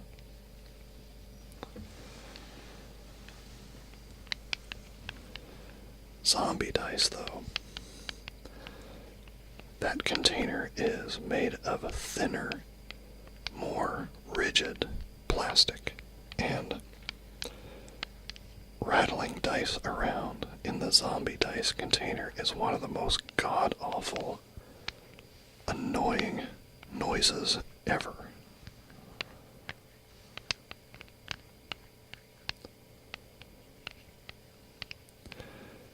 So, most of the time, when we play zombie dice,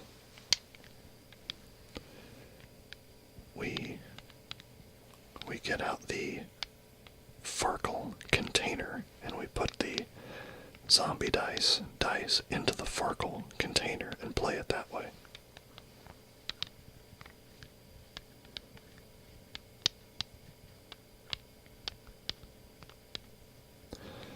Because I'm serious, that zombie dice container is one nasty sounding thing.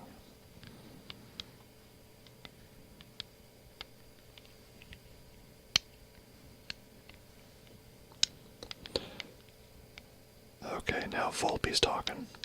Backgammon, wooden container, velvet lining, wood dice. There you go. There you go. That's some good stuff.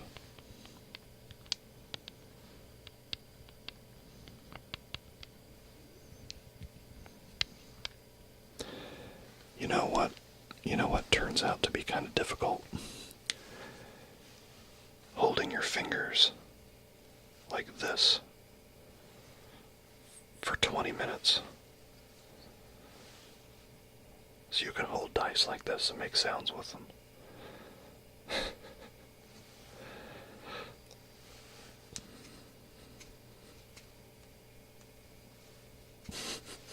That kind of hurts after a while.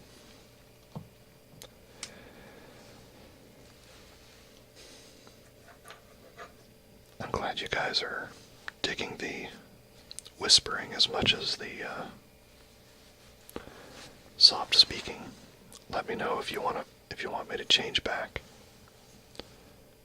I'm gonna go back to the brush if you guys are cool with that.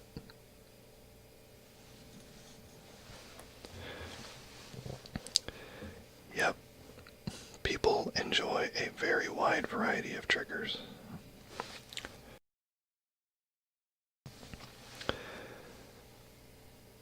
It's a very subjective, very personal experience.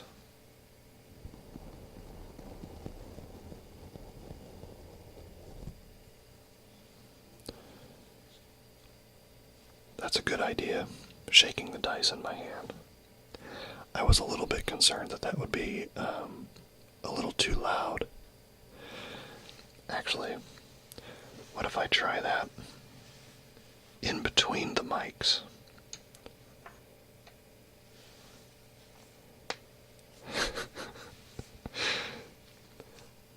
Stuart, your wife is listening to this as well. Is that true?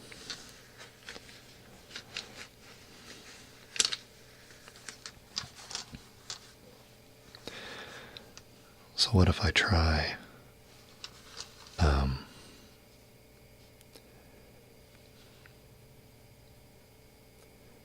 shaking the dice around, but I may keep them off camera and kind of down here in between the mics. Maybe it won't be so jarring if I do that.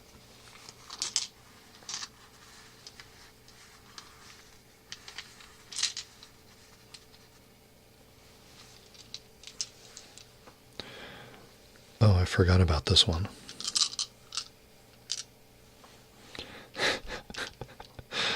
I'm live on your living room TV. Now that is something.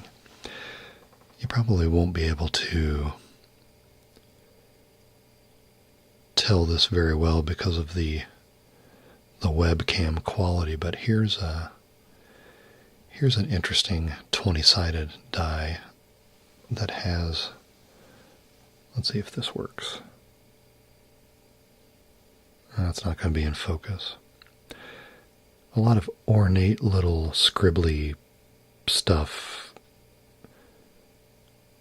next to each of the, or surrounding each of the numbers. It actually makes the dice almost impossible to read well. It's really kind of a stupid design for dice. You need to be able to read your dice. And then everything else in the bag are these 6-sided die. So let's put all these together.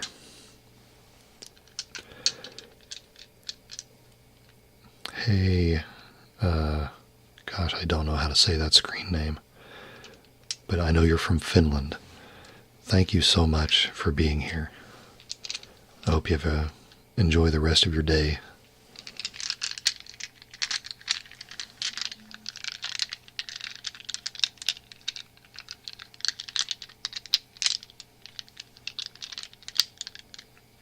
How's this sound?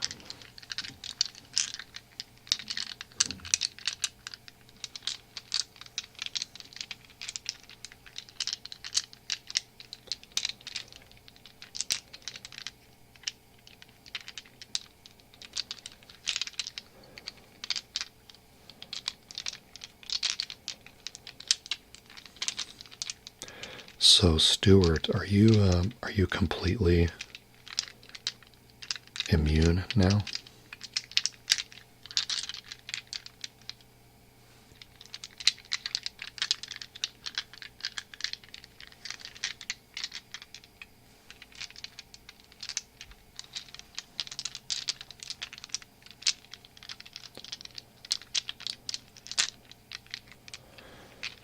Good. Thank you, Volpe.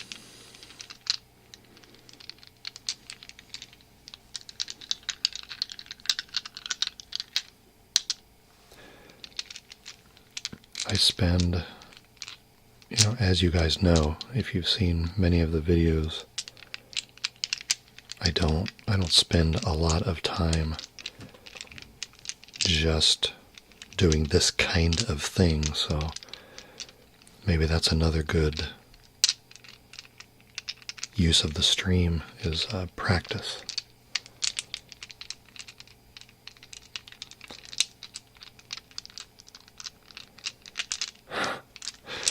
That is a great scene in The Matrix.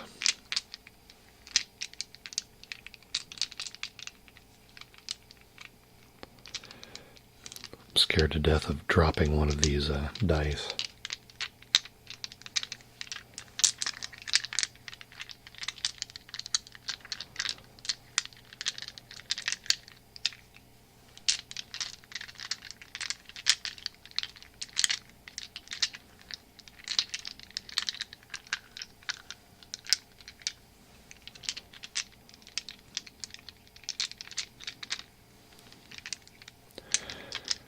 Really appreciate you guys being along for this ride.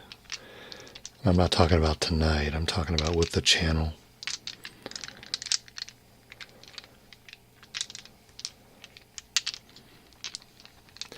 means a lot.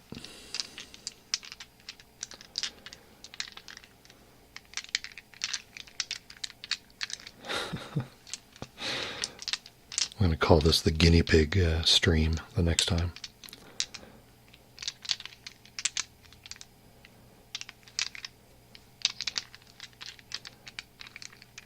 Now with 10% more listener experimentation.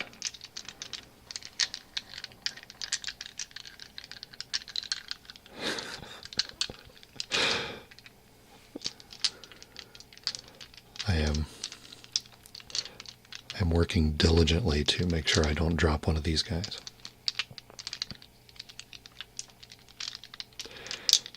Or you guys will never be back.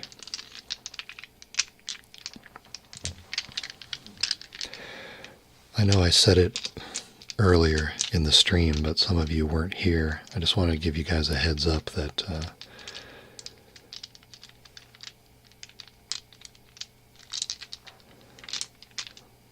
sometime next week, the family and I will be up in Wisconsin.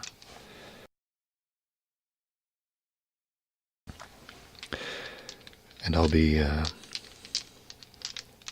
putting out a short sunset video that will open the floor to questions for a 1-year channel anniversary Q&A video, which I guess now at this point will also double as a 1,000 subscriber video. But the milestone I really want to celebrate is the 1-year anniversary, so I hope you will all help me out by thinking up some nice questions. I've had a nightmare scenario of asking for questions for Q&A and not getting any, so I would appreciate some nice questions. Playing your videos when I get up to feed my son. First of all, congratulations on your 6-week-old son. Is he your first child, Stuart? Hey, Brantley. Thanks for being here.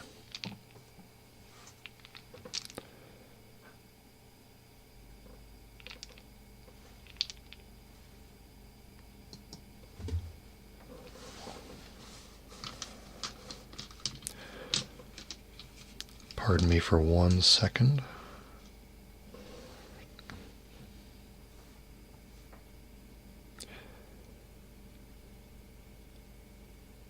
I had there we go. I had a browser crash, but I restarted it and the chat pop-up window started up right where it left off. Okay, good. I didn't lose anything. Can you guys still see me? I had a browser crash. Very odd. Okay, I'm still getting chat, so somebody please confirm that the stream is still on, okay? And until then, I'll keep talking. And I think I'm going to go ahead and go back to the brushes, if that's okay, Volpe.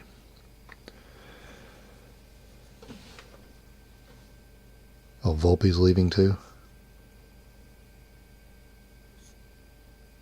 Oh no, Brantley's saying goodbye. Okay. Pardon me, I don't know what I'm talking about. Here, let me get a drink before we go back to the brushes.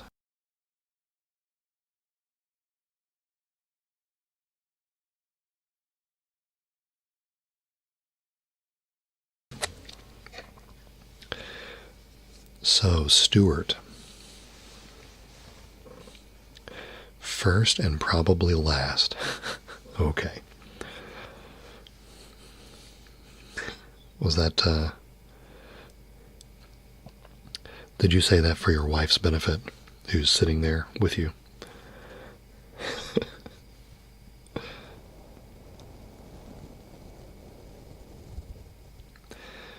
Well, I have 2 kids, a boy and a girl.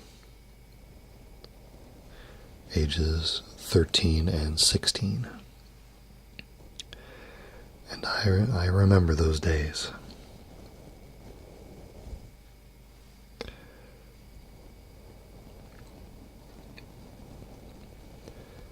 I remember those days.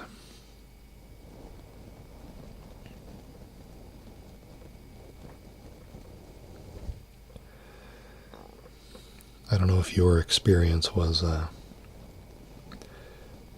different, but what I remember is that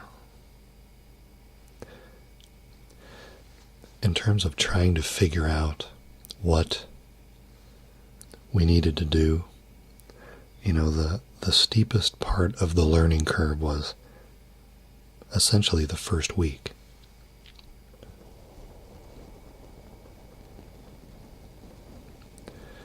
When you first bring that baby home, just figuring out how to navigate the baby's needs from hour to hour, how to translate all of the noises into what is the baby trying to tell me?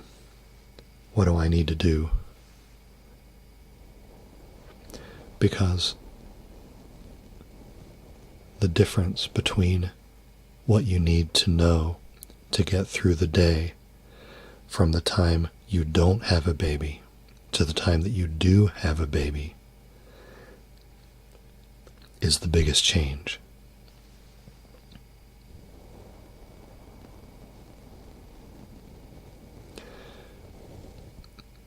But once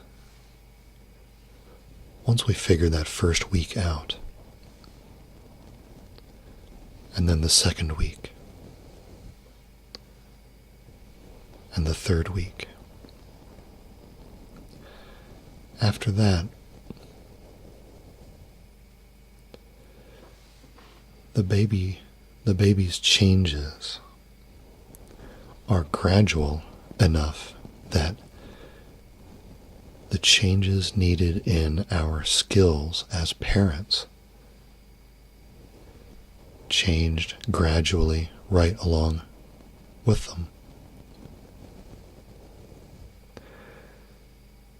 So in a way, the baby was teaching us as we went.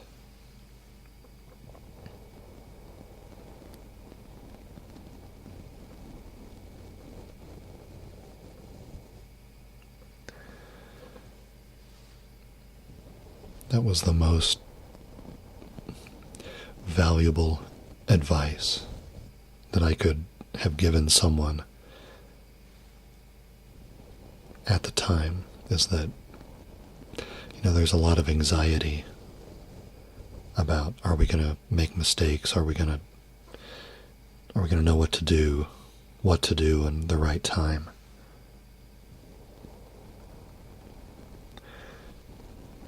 And yeah, those mistakes will all be there, but once you get the first set of skills down, everything else is, if you pardon the pun, baby steps. Your skills will develop at exactly the right rate because they will be in lockstep with what your baby needs. And you don't need to know any more than that. That's why a parent of a 2-year-old shouldn't help their friends out by trying to babysit a 5-year-old. Well, you don't have 5-year-old parent skills, you have 2-year-old parent skills. They go hand in hand.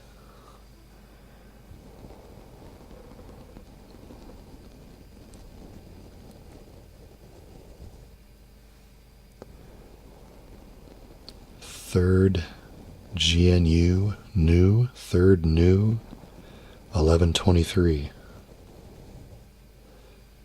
Good to see you. Thanks for being here. Yep, Volpe's got it right. The baby will tell you what it needs.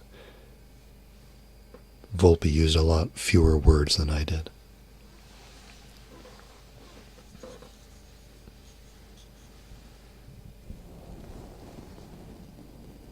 But congratulations, Stuart, that's awesome.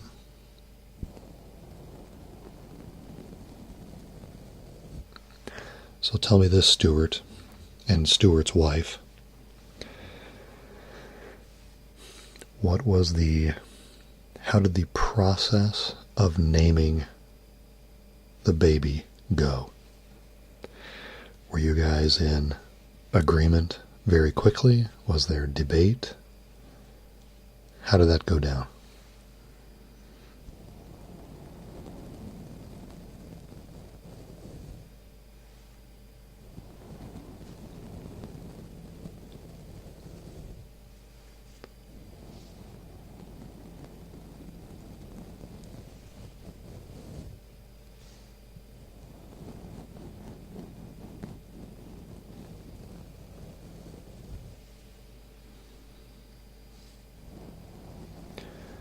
And Volpe is right about those parenting anxieties lessening with the second child. That was our experience as well.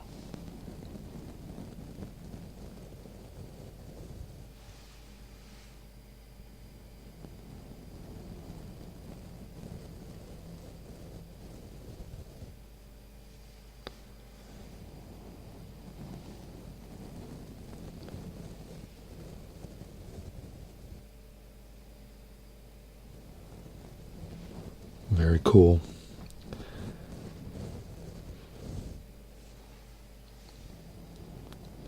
Named him fairly quickly without too much disagreement. That is fantastic.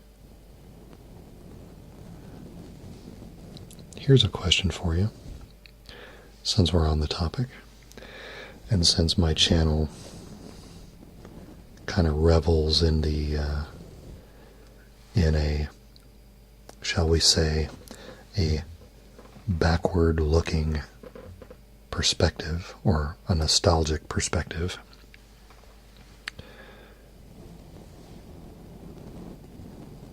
Did you guys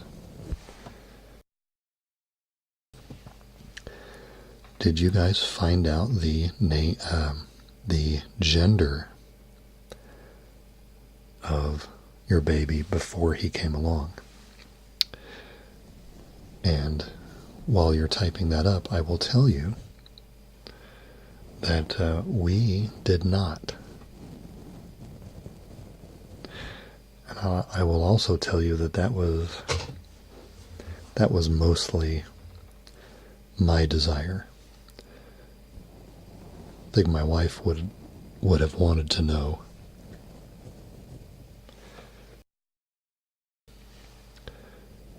But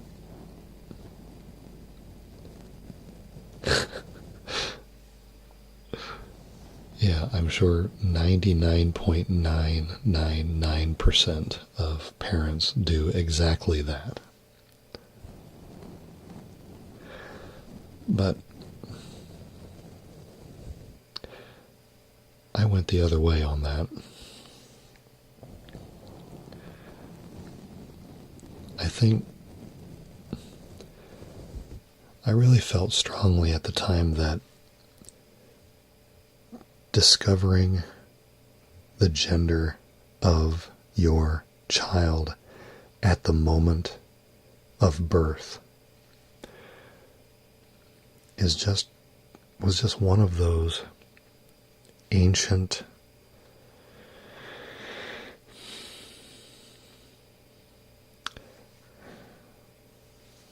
I'm not sure how to say this.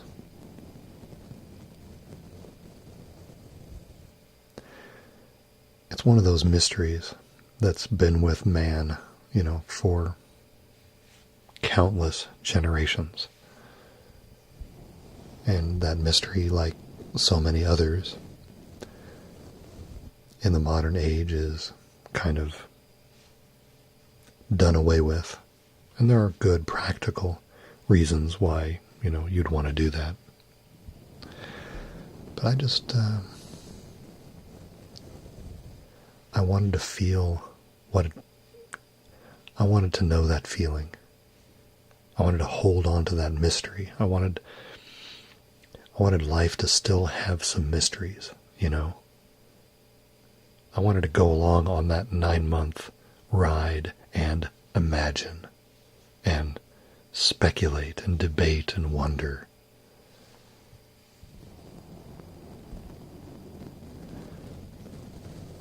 And again, my wife was accommodating in this regard. She would have preferred to do it the other way, but I can tell you, I don't regret it. That was an amazing moment. Both of the moments were there in the surgery room, and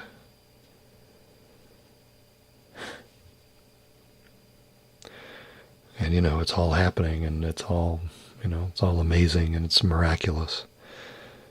And then you find out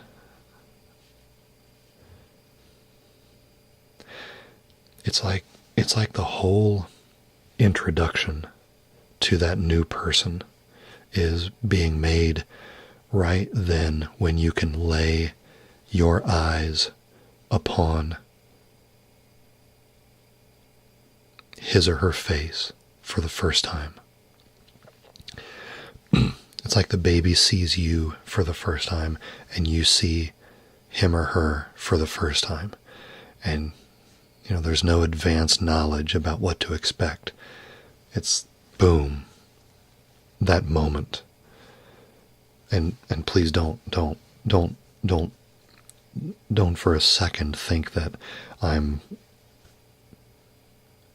not judging at all anyone who does it the other way, because obviously the vast majority of people do it, find out that information, and that's totally cool. But in retrospect, looking back, I'm really glad. I'm glad we didn't find out. It was an amazing. The moment you meet your child for the first time, that's going to be an amazing moment anyway. But holding on to that mystery until the very end was irreplaceable.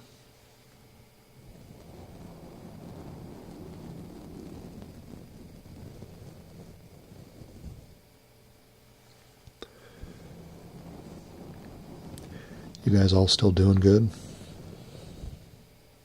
Everybody cool on the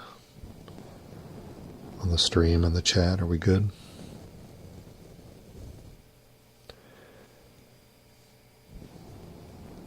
I can't believe this is almost 2.5 hours already.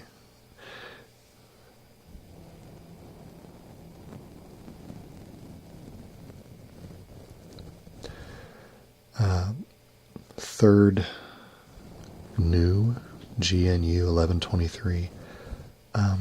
We didn't.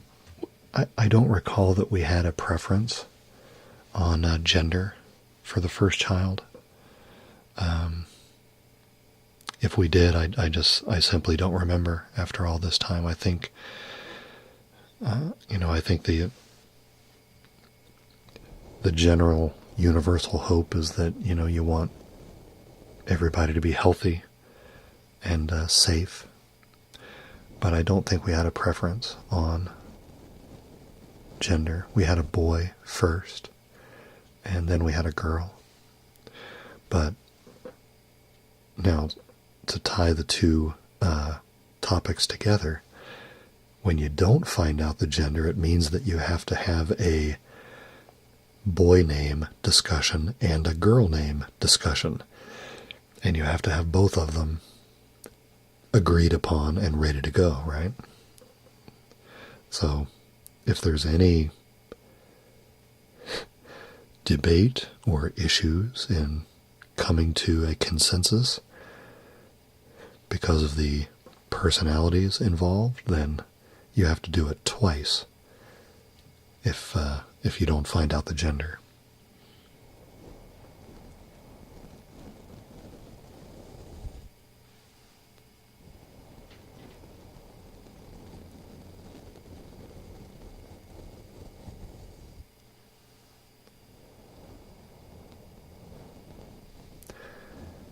Yeah, I remember those days. Those are amazing days. I know there are a lot of challenges in terms of getting enough sleep and feeling like you're really stretched thin, but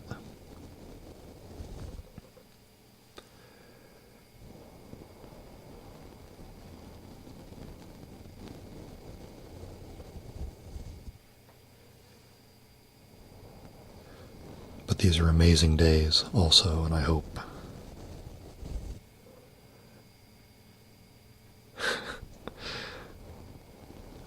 you hold on to all of the good things about these early days as well, because you will look back on them differently at some point than you do now.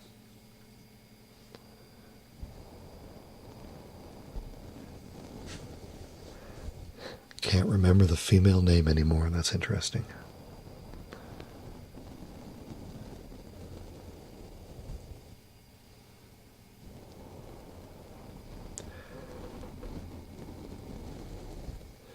No, I think we would have had to have picked out a female name for when our son was born first, but then when we did it all again, like 2.5, 3 years later, I don't think the female name that we picked first was on the list the second time we did it when our daughter was born, which is interesting.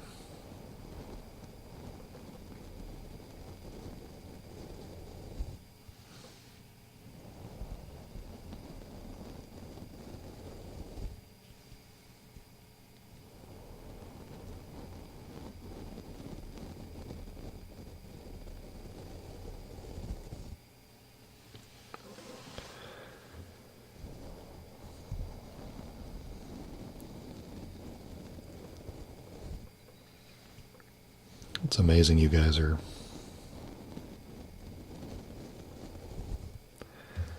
still hanging with me on this thing. You're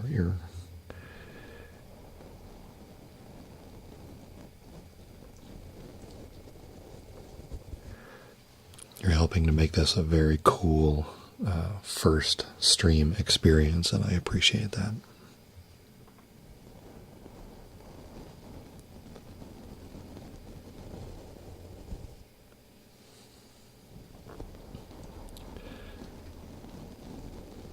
I will probably have to pick a time to call an end to this, only because I am playing bass in the worship band at church in the morning.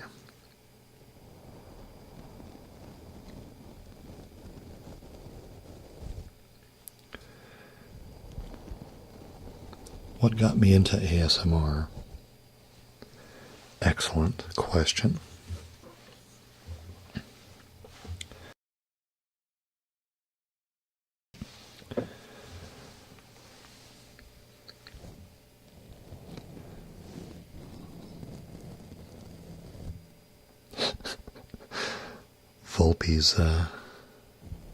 Volpe's head is nodding.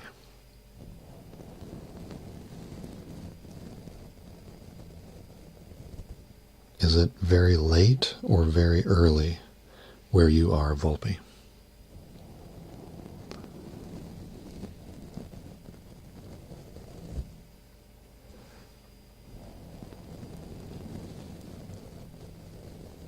I only, because I can't help but notice that we haven't heard from Matt, Articulate Design, since the very beginning of the stream, and I hope he decided to get some sleep eventually.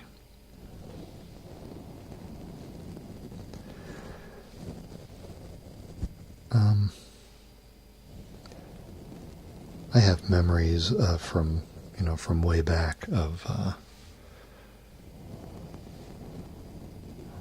I can't say that I have specific memories of tingles, but I certainly have memories of certain speech patterns being very relaxing.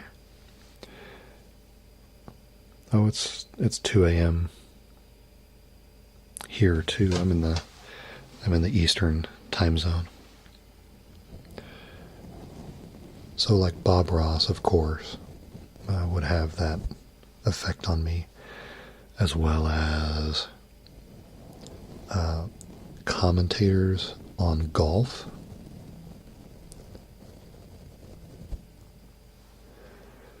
Yeah, I know it's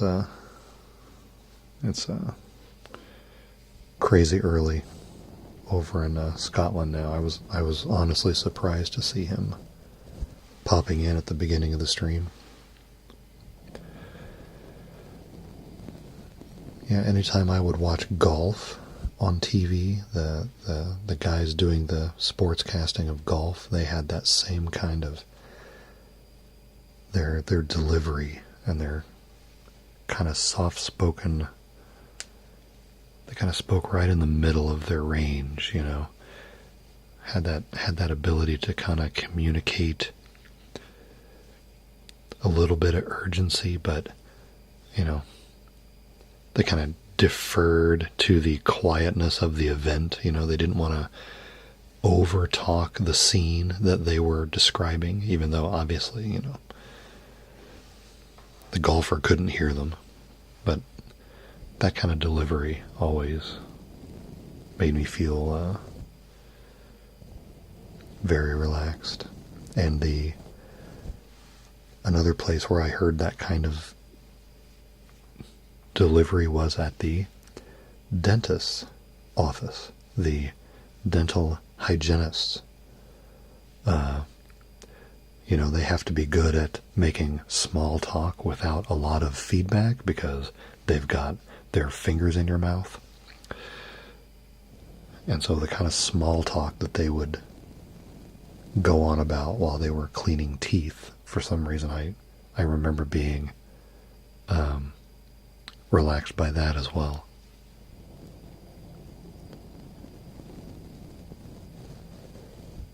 But in terms of actually discovering that ASMR was a thing that other people experienced,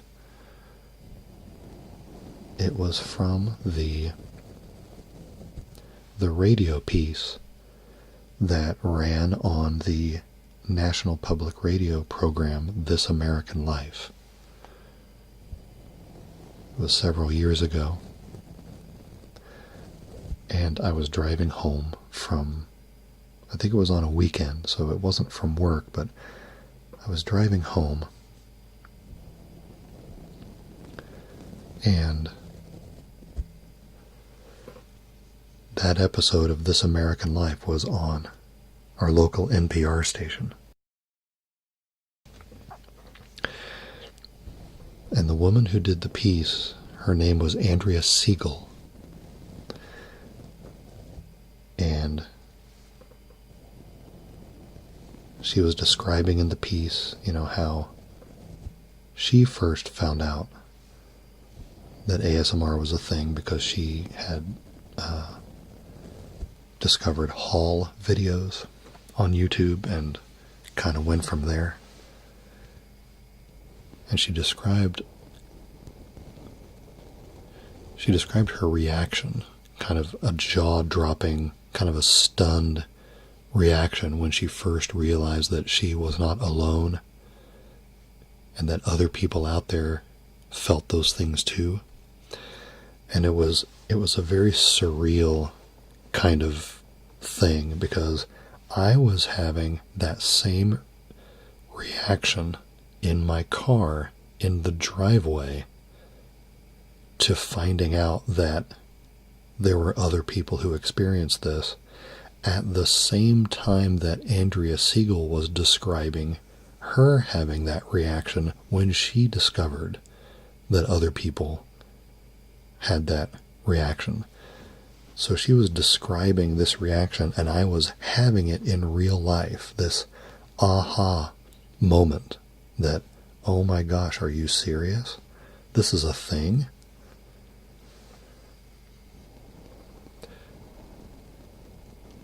And then in that radio piece, she describes that the first actual ASM artist that she found after she stumbled into them from the Hall videos was the Water Whispers Ilsa.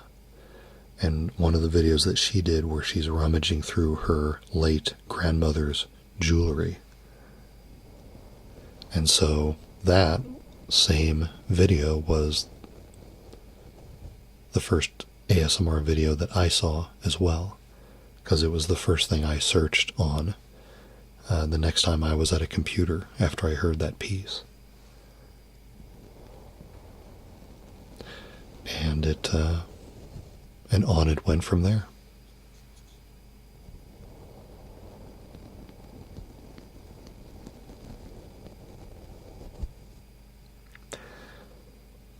And now here I am brushing microphones for you guys.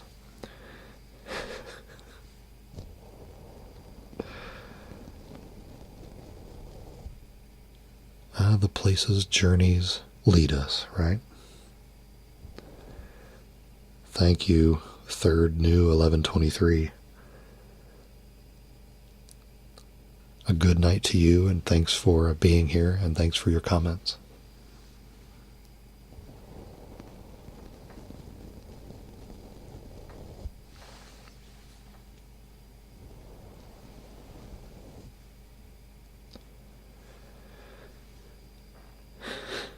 Good point, Stuart. You know, that is a really good point. See, what's interesting about that is that in the radio piece, you know, Andrea Siegel was searching the internet for relaxing things. You know, she was eventually led to her discovery of ASMR because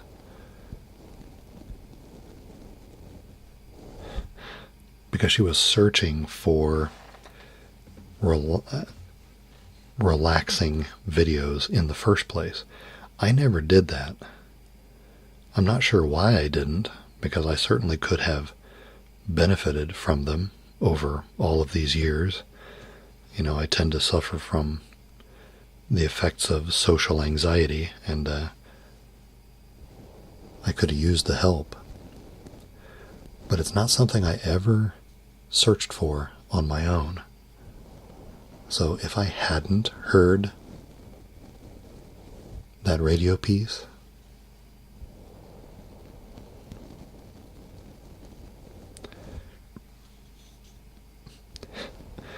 yep, brushing microphones for nobody.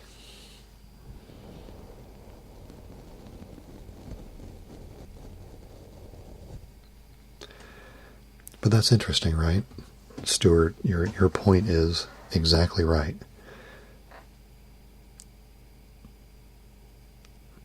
You think about this very moment, this stream, and a small channel with some, you know, hopefully interesting stuff. And a small crowd of people that like checking out the stuff. You think about that destination. But then you think about all of the things that had to happen exactly the way they happened to reach this moment in time. And if any one of them didn't happen or happened in a different way,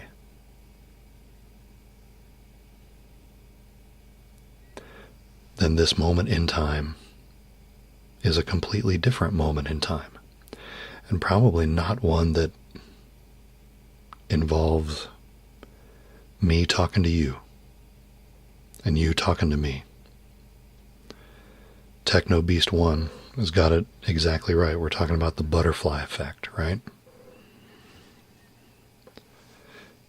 Interesting to think about how things had to happen exactly the way they happened for me to be sitting here holding this brush, talking to you guys.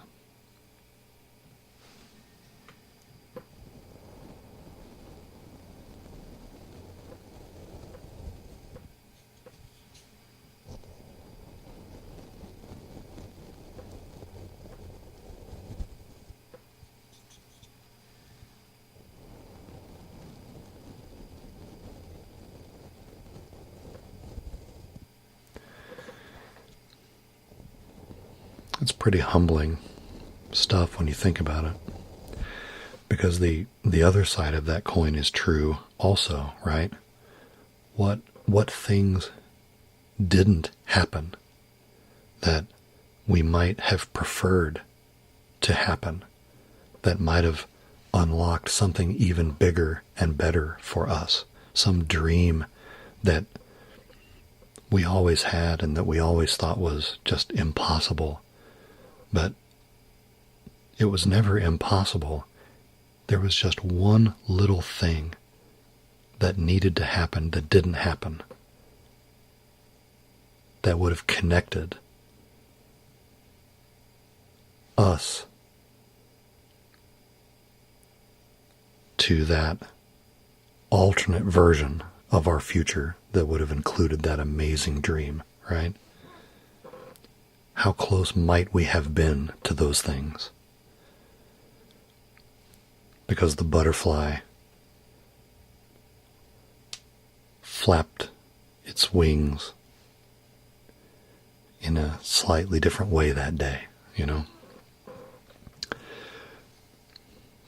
I have not seen Mr. Nobody, Volpe. Does it touch on some of these topics?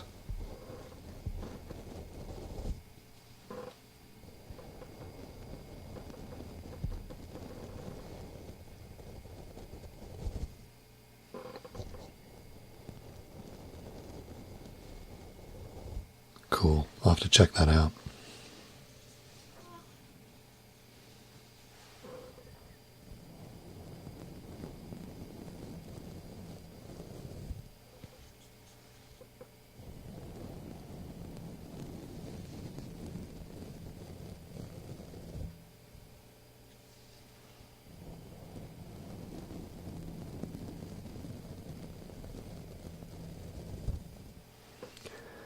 But all that said, of course,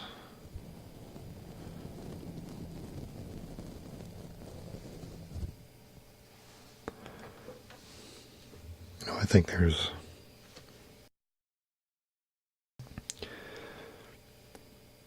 a lot that is in our control as well. I certainly don't want to make it sound like I think we don't have some amount of control over the direction of the way things go. And there's certainly value to doing what we can to bring about the lives that we want, the situations that we want. We may not have control of everything, but we control some things. There's value in setting goals, visualizing our goals, trying to get there.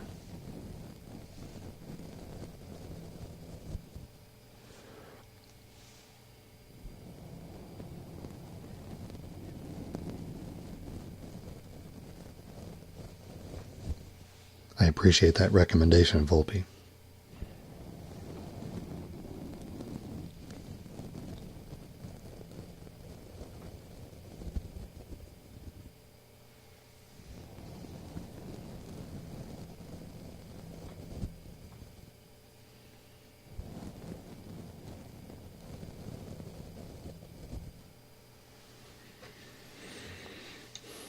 cool.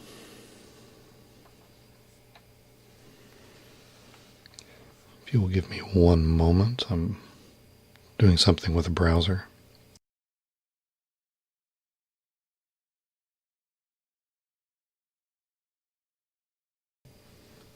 Okay, I'm back.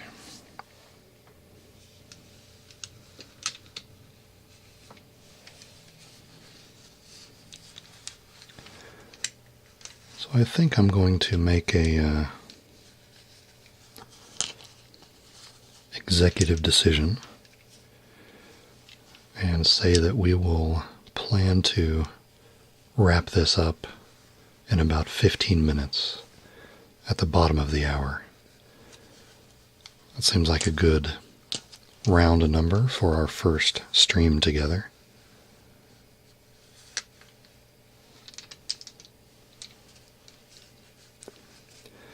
Hey there, Noah. Thanks so much for being here. That is a great question. The answer is no. I have never gotten triggered by anything that I was doing to actually make a video. Usually those experiences are,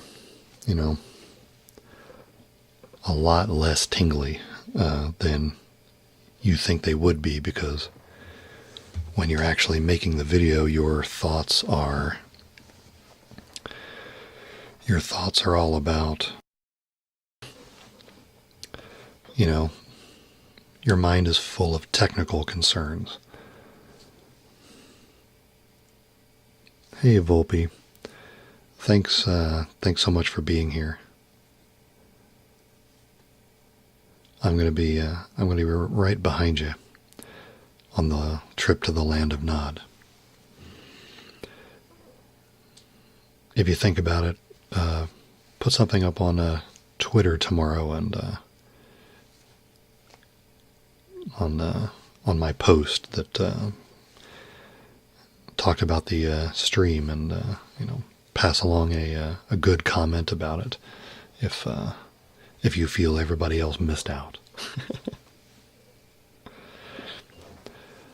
But no, Noah, the stuff I do never triggers me when I'm doing it.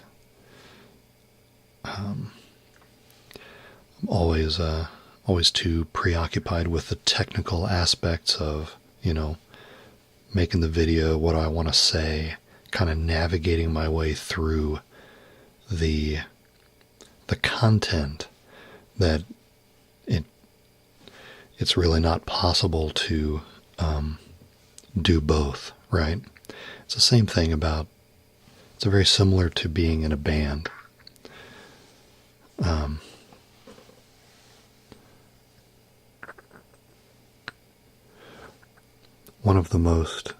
When you're in a band, one of the most valuable things you can do is record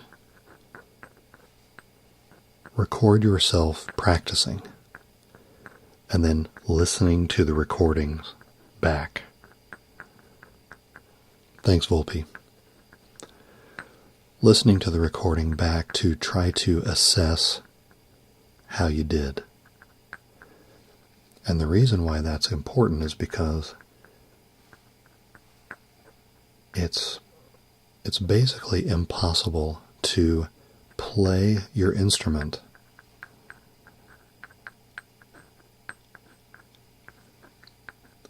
but then also objectively listen to your performance and understand if you're doing a good job or not.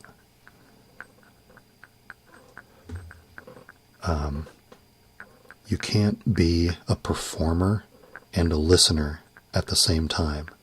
So when you're performing, your brain needs to be paying attention to the things that you need to do to put on a good performance. But when you're listening critically to try to understand, how to make your performance better, you need to be just listening, because there's a totally different set of skills needed to do that. You can't do them at the same time.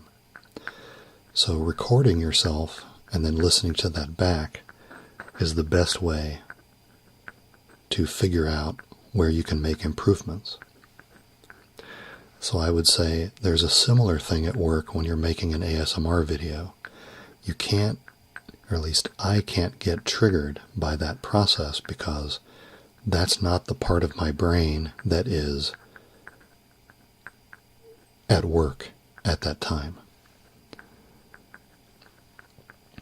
When I'm making a video, I'm thinking about the things that I need to think about to make the video.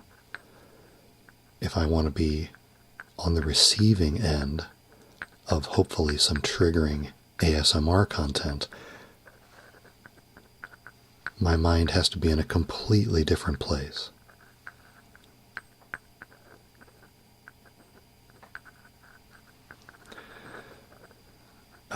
Stuart, no, I don't have any sort of a script for the non-live videos. The only video I made where I wrote out, okay, 2 videos. The Forgotten Cemetery video, that was written. And of course, Opening, that was written because that's a very, very short reading. Everything else is essentially a stream of consciousness exercise. It's not completely off the cuff. I mean, part of that 2-week period of preparation is kind of conceptualizing a structure.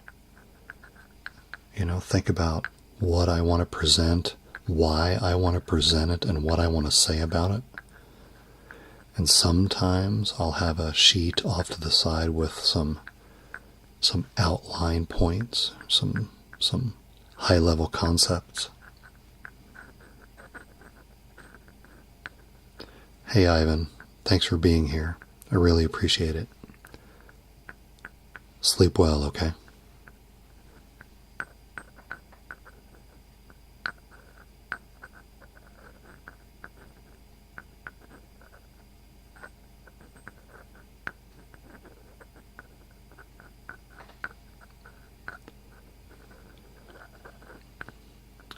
Like I said before, we'll take this down to the bottom of the hour, okay?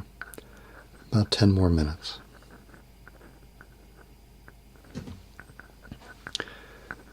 Would somebody mind giving me a fresh viewer count?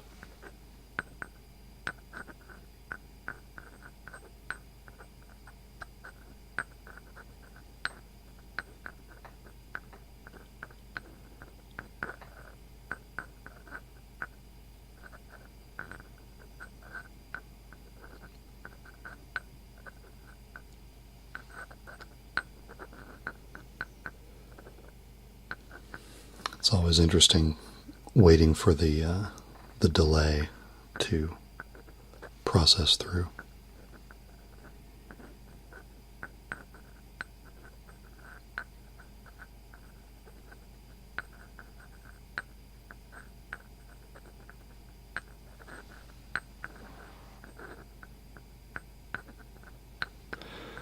Wow, still 14. That is awesome, guys.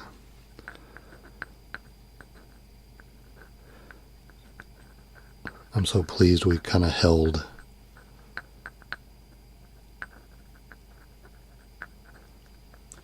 the same crowd size for 3 hours. That is so cool. Thank you everybody who's stayed here and come and gone.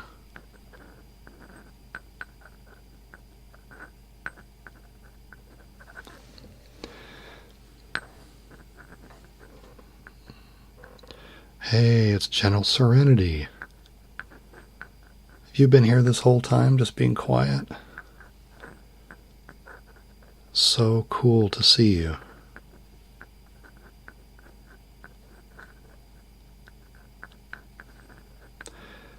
So if you guys don't mind,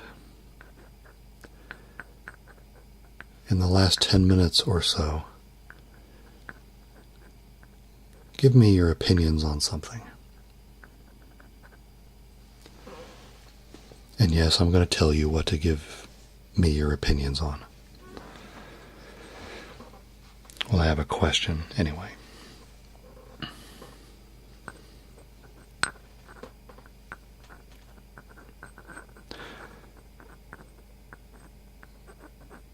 Give me your thoughts on this topic.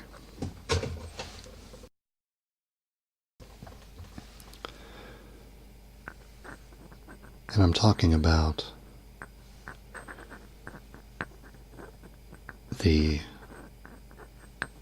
notion of whether or not to include the video of a stream like this on the channel to be viewable after the stream is done. And I will tell you that my inclination, for starters, is to not have it be on the channel.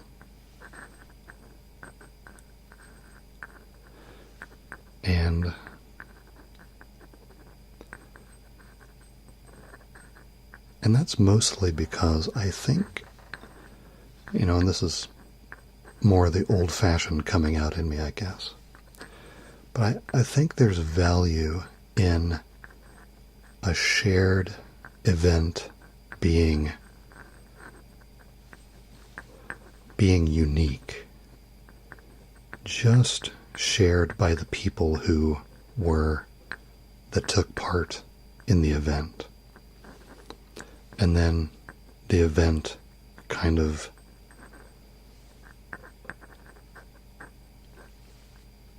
going away.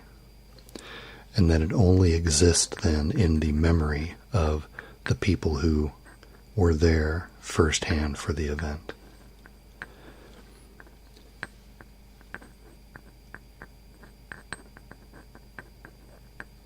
And, that's not really the world we live in these days, because we're very accustomed to being able to see an event after the fact at any time we like, right? In this information age, time shifting is just assumed.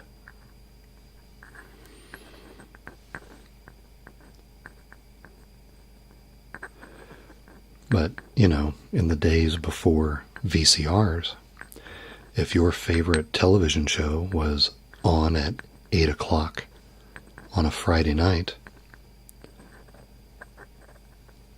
if you didn't rearrange your schedule to be in front of your TV at 8 o'clock on a Friday night, guess what? You didn't see your favorite show. And that's just the way it was. It was an event. If you missed the event, you missed the event. But these days, we're accustomed to being able to shift essentially any piece of news, any event that's happened anywhere in the world, and put it in front of us when we want. Hey there, Jay Ware. I'm glad you made it tonight. So, I kind of like the thought that these streams would exist only in the time that the streams are happening. Hey, John Mack, how you doing? Thanks for being here.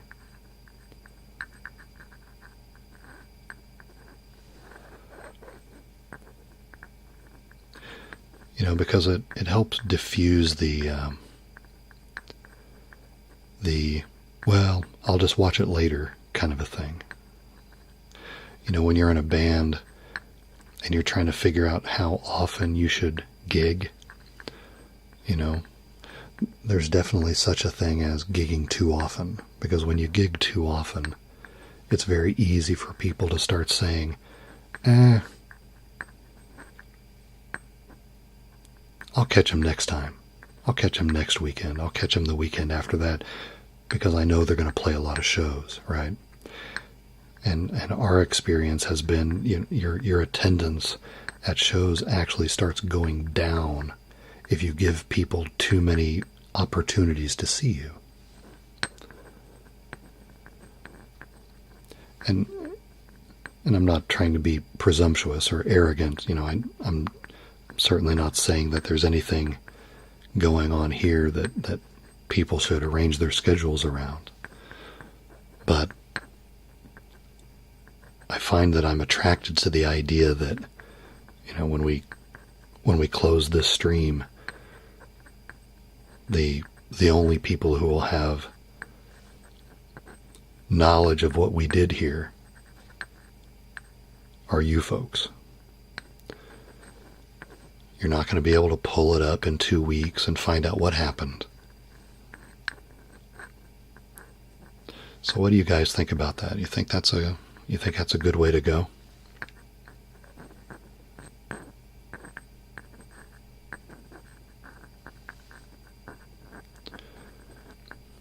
Yeah, I agree, Jay Ware. Everything is infinitely accessible now. All data, all the time, and we're accustomed to it. Some might even say we are spoiled because we expect to be able to see and hear anything at any time. I think that does take the specialness out of some things.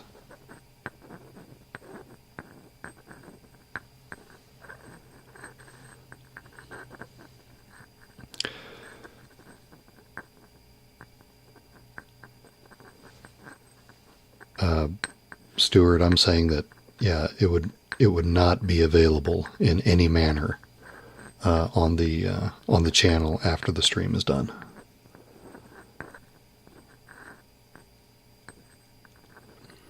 I mean, YouTube saves the file of the stream after we're done, so it's always in my video list, but I would, have it marked as private, or get rid of it completely. No problem. No, I'm just asking,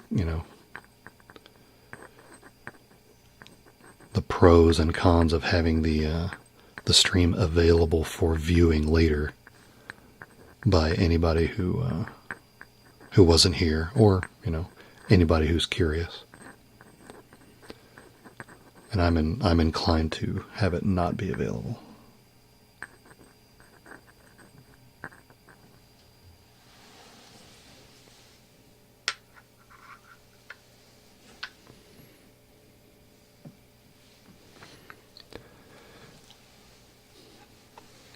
But I'm an old-fashioned guy, I guess. That's like when I was going to more rock concerts back in the day, and you go to the rock concert and you get your t-shirt, the concert t-shirt, but then you get those people who, they can't go to the show, but they say, but pick me up a t-shirt.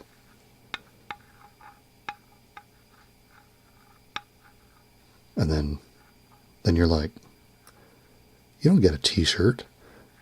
The t-shirt is the trophy you get for going to the show. I'm not getting you a t-shirt.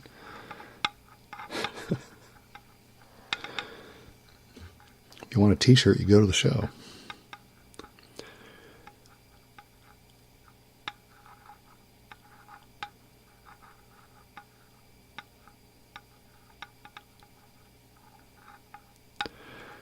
Stuart, your comment about compensation, that is only if you are monetizing your videos. I don't monetize my videos, and frankly, my channel is so small and my views are so low that all monetizing would do would be to throw advertising in the viewer experience, and the compensation that I would see from that would be so small that it would not, certainly wouldn't help me like buy new gear for the channel or anything like that. So no, I get no compensation for that stuff. Gentle Serenity, I really like the idea about posting a review or a recap about a stream, but I think that is best done by one of the participants in the stream and not me, for the same reason that I was talking about before, how you can't perform and assess your performance at the same time in a band. Same thing here. I can't do this for 3 hours and then really write about it objectively afterwards. But if someone was here that would like to talk about the stream, particularly if you think it's different somehow than other streams you have seen, and is a reason why people should check out the next one, I would absolutely love somebody to do that. You can put it up on Twitter, or get it out there somehow. I would love that. A little user testimonial.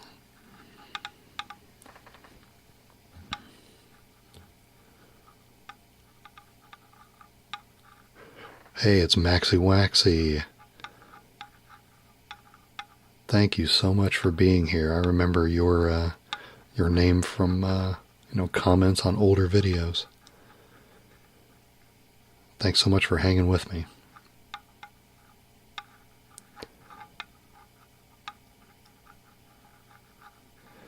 I really think that's a good idea, gentle serenity. Let me reinforce that. I would love to have somebody write up something and say, hey, you really should have been there,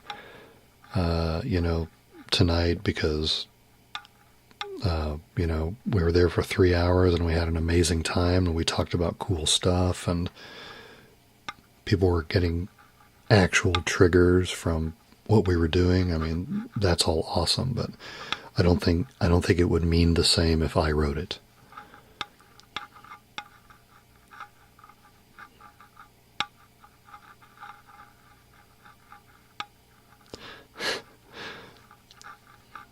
Rewatch my childcare advice. Well,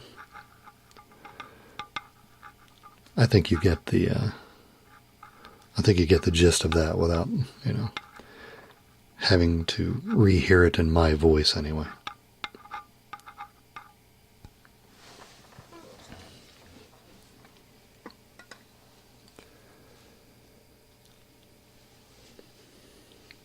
Oh, thanks you, Maxi Waxy.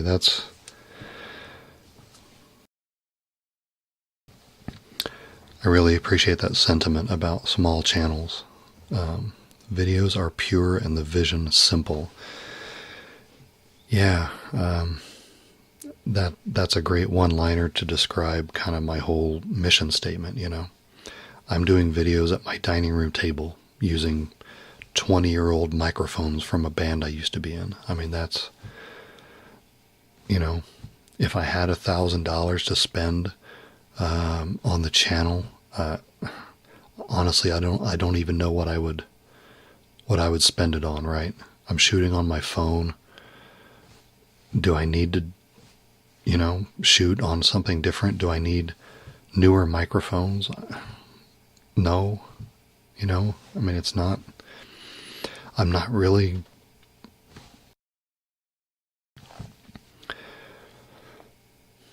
I think I'm putting out there what I intend to put out there. It is simple. It's meant to be personal and straightforward. It's meant to build a connection.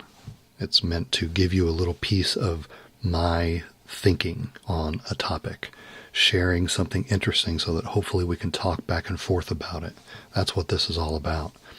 There's a reason I'm doing these kinds of videos and not wood tapping videos, right? I mean, if you get relaxed by something I'm doing, I mean, that's a win.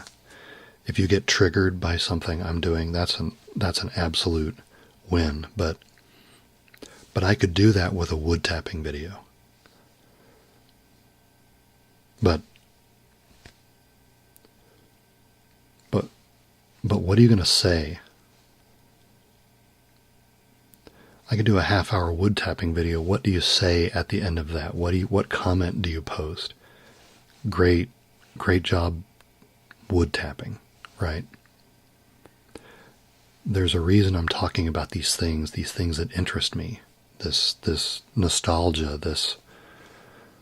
because I want to know if you have a similar thought.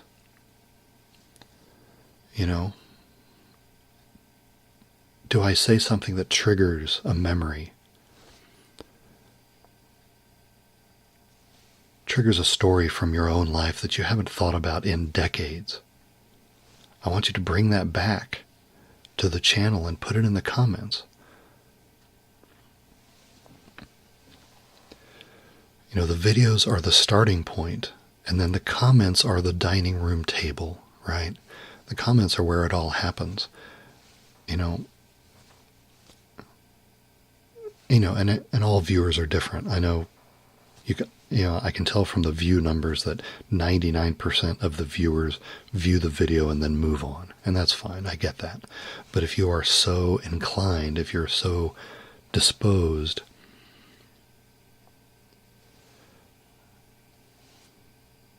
when you share something and we can go back and forth, then that makes the whole experience richer, right? And I guess that's an advantage of being a small channel, because when the views are smaller and the comments are fewer, you have the bandwidth to engage like that. Maria, based on the latest Social Blade data I looked at, Maria is probably going to hit 1 million subscribers at the end of this month. And that's amazing. Well, she'll be the first ASM artist to do so. And, I absolutely love her videos, the atmosphere she is able to create. She's one of the first 3 or so that I started watching when I first discovered the community. Have absolute nothing but respect for her creativity and the atmospheres and the textures that she's able to create. Absolutely nothing bad to say about any of that. But, with 1 million subscribers,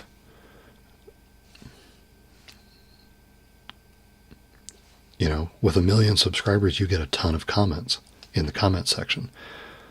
But they're an ocean of one-liners and puns, and I'm not saying that there aren't valuable, heartfelt, connected comments in there somewhere, but how do you find them? They're lost in a sea of vanilla. I'm not trying to be, please do not hear anything critical in what I'm saying. It's not a judgment. It's not a good and bad thing. But it is the nature of the beast if you have 1 million subs. I have 1,000, right? So when people comment, they're saying something, right?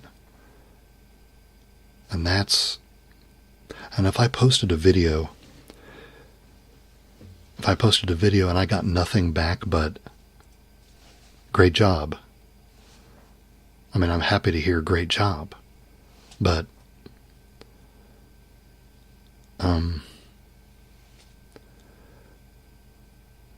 I would kind of feel like I failed a little bit, because I failed to trigger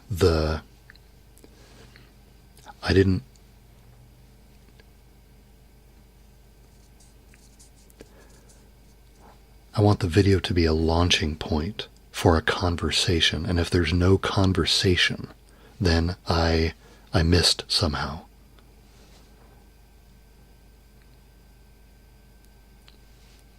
Maybe that's too critical a view, but there is part of me that feels that way. That's the mission statement. The mission statement is to begin a conversation. So if the conversation doesn't happen, then I failed. I failed on that attempt. I'll move on to the next one. Some generate more views than others. Some generate more comments than others. But your comment about small channels, videos are pure, vision simple. That is the vision for Gaslamp. That's the vision. The vision is to generate a conversation. Big conversation, small conversation. The vision is to elicit a response that goes beyond nice job, great video. I want to know what you think. I want you to tell me something.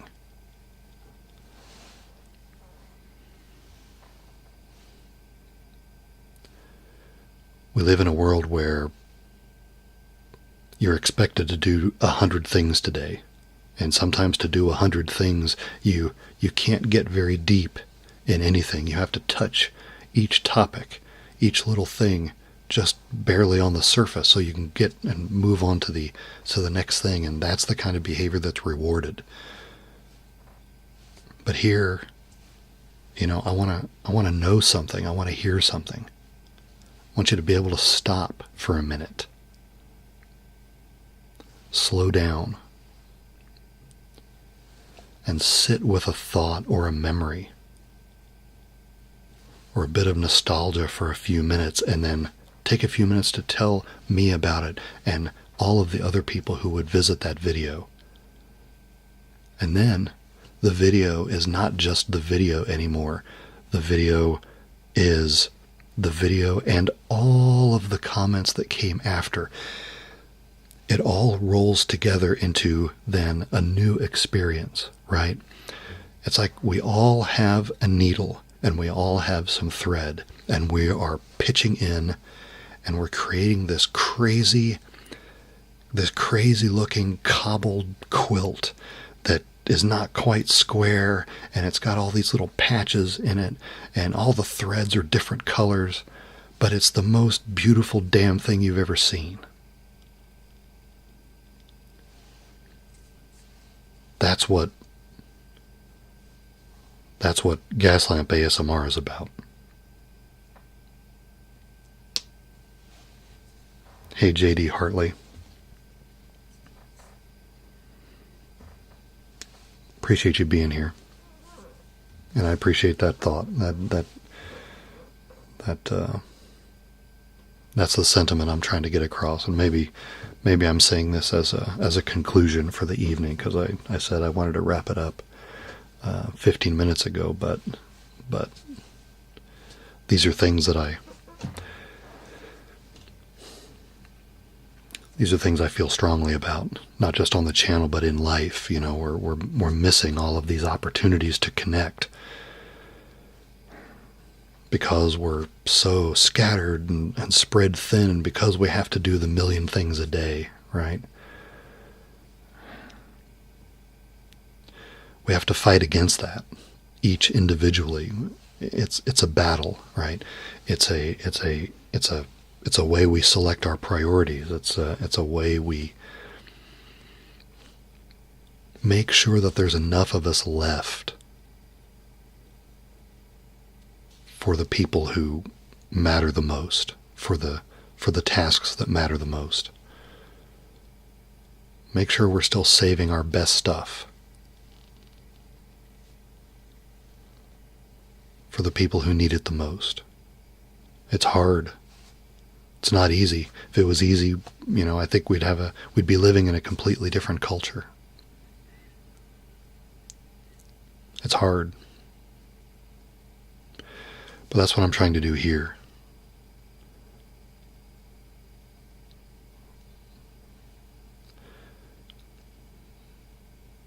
one silly map video at a time. You know, map's probably not a good example to use because that's more of a show and tell thing. I don't really get into connection. But I don't know, it's a shared experience. You know, this is not the kind of stuff that I can explain very easily on the about section of my YouTube channel, right? I think I've got one sentence, maybe two on there about, you know, hey, make sure you throw in a comment, you know, if you see something in the video that inspires you to do so. But this is why. Because that stuff matters. You know, I want you to be able to go here and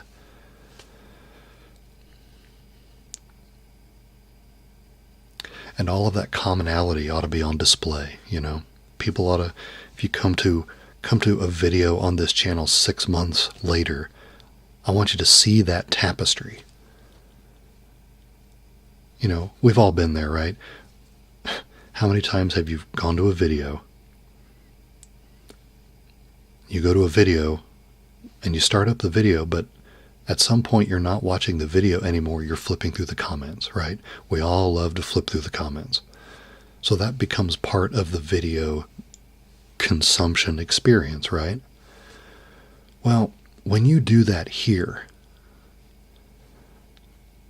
I don't want it to be easy to flip through the comments because they're a bunch of one-liners. I want you to read these threads and these thoughts and these recollections and reminiscences. I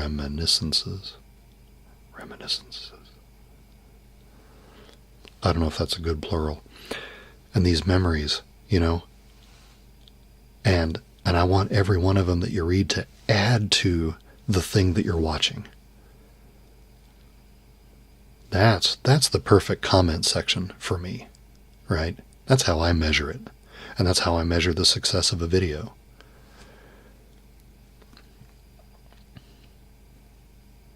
The success of one of my videos, anyway. I don't presume to apply this kind of thinking to any other channel. Everyone should do what they want to do.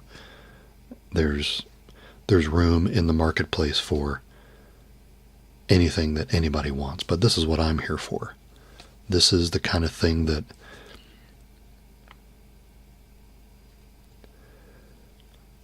I wouldn't be. You know, I think when you're a new creator, you have to, before you can even do the first video, I think everybody knows this, you go through a bit of a question and answer period with yourself, right? You say, what am I possibly adding to the community? People have been doing these videos for years. I love wood tapping videos, but what am I going to do? Am I going to do the next best wood tapping video? Right? So every new creator has to ask of themselves, what am I bringing to the table? And in my case, I had to get to a good answer to that question before I could even start, because all of the answers that I came up with were that I've got no business making any of these videos, because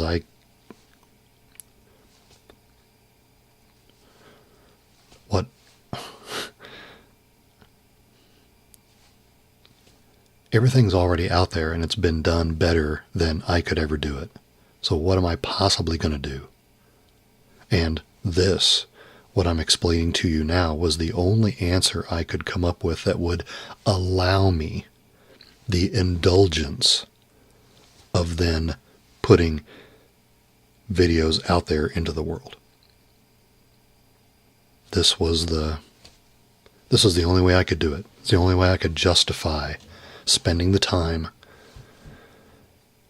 putting creative energy into this outlet. It was never going to happen if all I could come up with was that, well, I've benefited from ASMR and now I want to give back. I mean, I love the altruism of that, but I'm a fairly self-critical kind of a guy, and if that's my only reason for doing something, and I can see that it's already been done, it's already being done at an expert level every day by people who are amazing at it, there is no way I'm getting in that pool. There's no way I'm sticking my toe in that water. It's just not going to happen. So I had to make it very personal. Keep it very small. Dining room table. We're having a conversation. And I hope that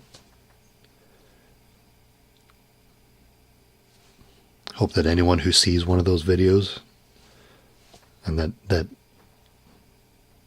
is reminded of something interesting from their own life, that you write it in there. And then that makes everything better. It makes the video better. It makes the experience of the next viewer better.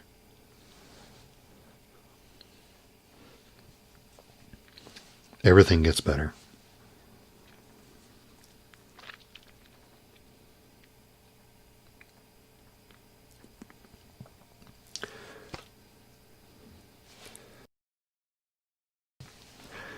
I appreciate the continued comments. I didn't mean to ignore you guys. I guess I was in a little bit of a rant there, but I guess that's a thing I can do here on a live stream that you're never going to be able to look at again, right? So you guys can all write on Twitter later about that Eric guy. That guy goes off on crazy tangents. 10K, well, I don't know, man. It's been 11 months, you know.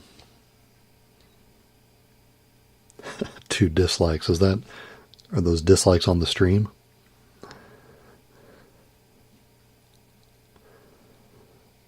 Well, you know what? You can't please everybody. It's probably because I've been ranting for 10 minutes and not brushing the mics.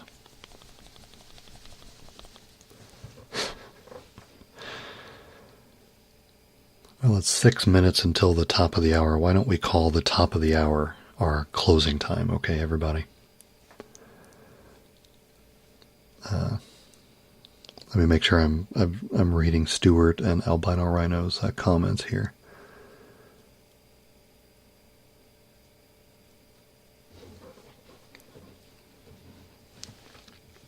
Physical maps when my son is old enough to go on road trips. Oh, that's awesome, Stuart. Yeah, totally do that. I think the ease of navigation with things like Google Maps, that's great stuff, especially if you're driving solo. But get him used to how to navigate with paper first. It's a great visual problem solving technique. Dylan Andresino, thanks for being here tonight. Fell asleep, woke up a couple of minutes ago. So cool. Thank you very much, Dylan. It would be harder to answer all of your subs and the comments would get so out of hand. Yeah, there are always going to be haters in the big channels comment. Yep, you're absolutely right. Albino, you got it. I know you can't have it all. I get that. Inevitable that the channel will grow. Well, you know, I've definitely had to get past that. I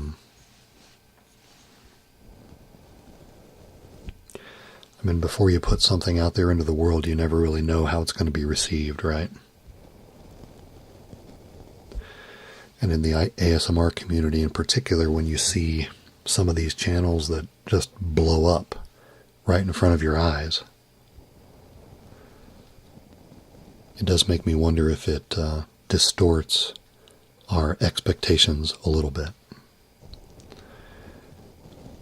And then you don't really know if you're going to have a channel that's going to blow up until you start one and put yourself out there. And if the answer is no, you're not going to blow up because your stuff is a little bit different than what is popular and in demand, then You either have to come to terms with that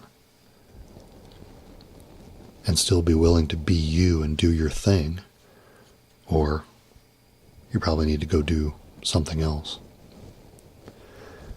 And the community is littered, is it not, with small channels that put out 5 videos 2 years ago, and then they stopped. And I do wonder sometimes how many of those people would have been amazing creators, but maybe they got frustrated because their expectations weren't quite realistic, and they got frustrated. But how many of them might have been a wonderful creative voice in the community if they had just been patient?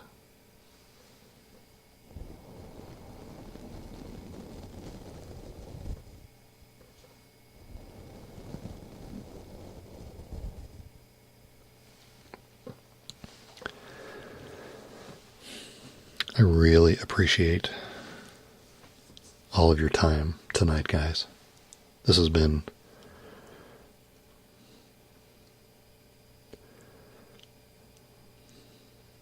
this has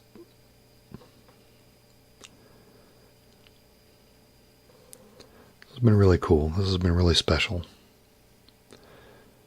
And I appreciate you all sharing this with me for my first time.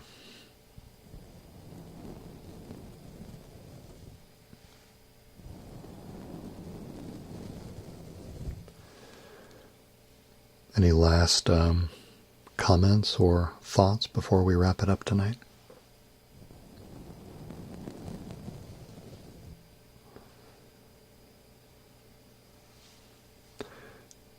Yeah, Rhino, the goal here is absolutely to do this on a bi-weekly basis. I don't know if our trip to Wisconsin next week is going to screw that up or not, but the goal would be to have one of these on the weekends in between the regular uploads, so that hopefully I'd have a regular video one week, then a stream, alternating back and forth. Kid Dynamite, thank you very much. Thank you, J.D. Hartley. I wonder if this really has seemed like a radio show. Great video.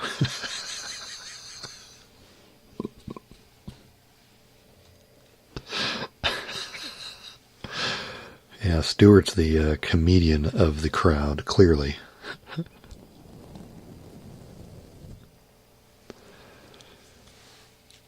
Hey, if any of you guys are on Twitter, if you feel like it, I would invite you to put a comment on YouTube someplace, but I don't know where you would put it, because I'm not planning on having this video available, and I'm also going to get rid of the reminder video that I put out this morning. But if you're on Twitter, well,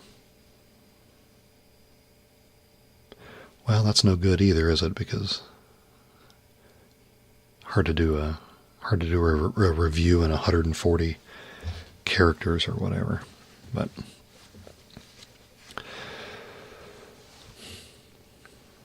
anyway, yeah, Rhino, the radio reference is somewhat metaphorical. It's kind of a callback to my college radio experience, and even though this is not really a radio show, I will say that, the whole broadcasting content out there to to an audience that can kind of float in and out, it mirrors very well the way I used to feel when I was on the mic back in the college days. So I think ASMR Radio is a good name, and I'll definitely be keeping that. I think the spirit is correct for the show.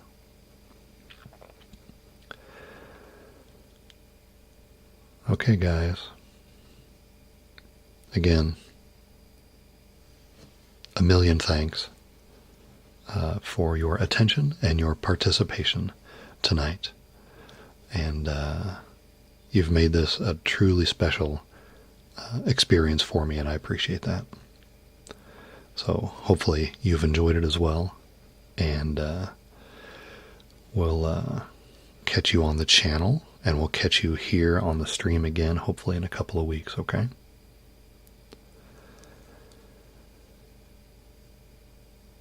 So I bid all of you a good night, and we'll see you all again very soon.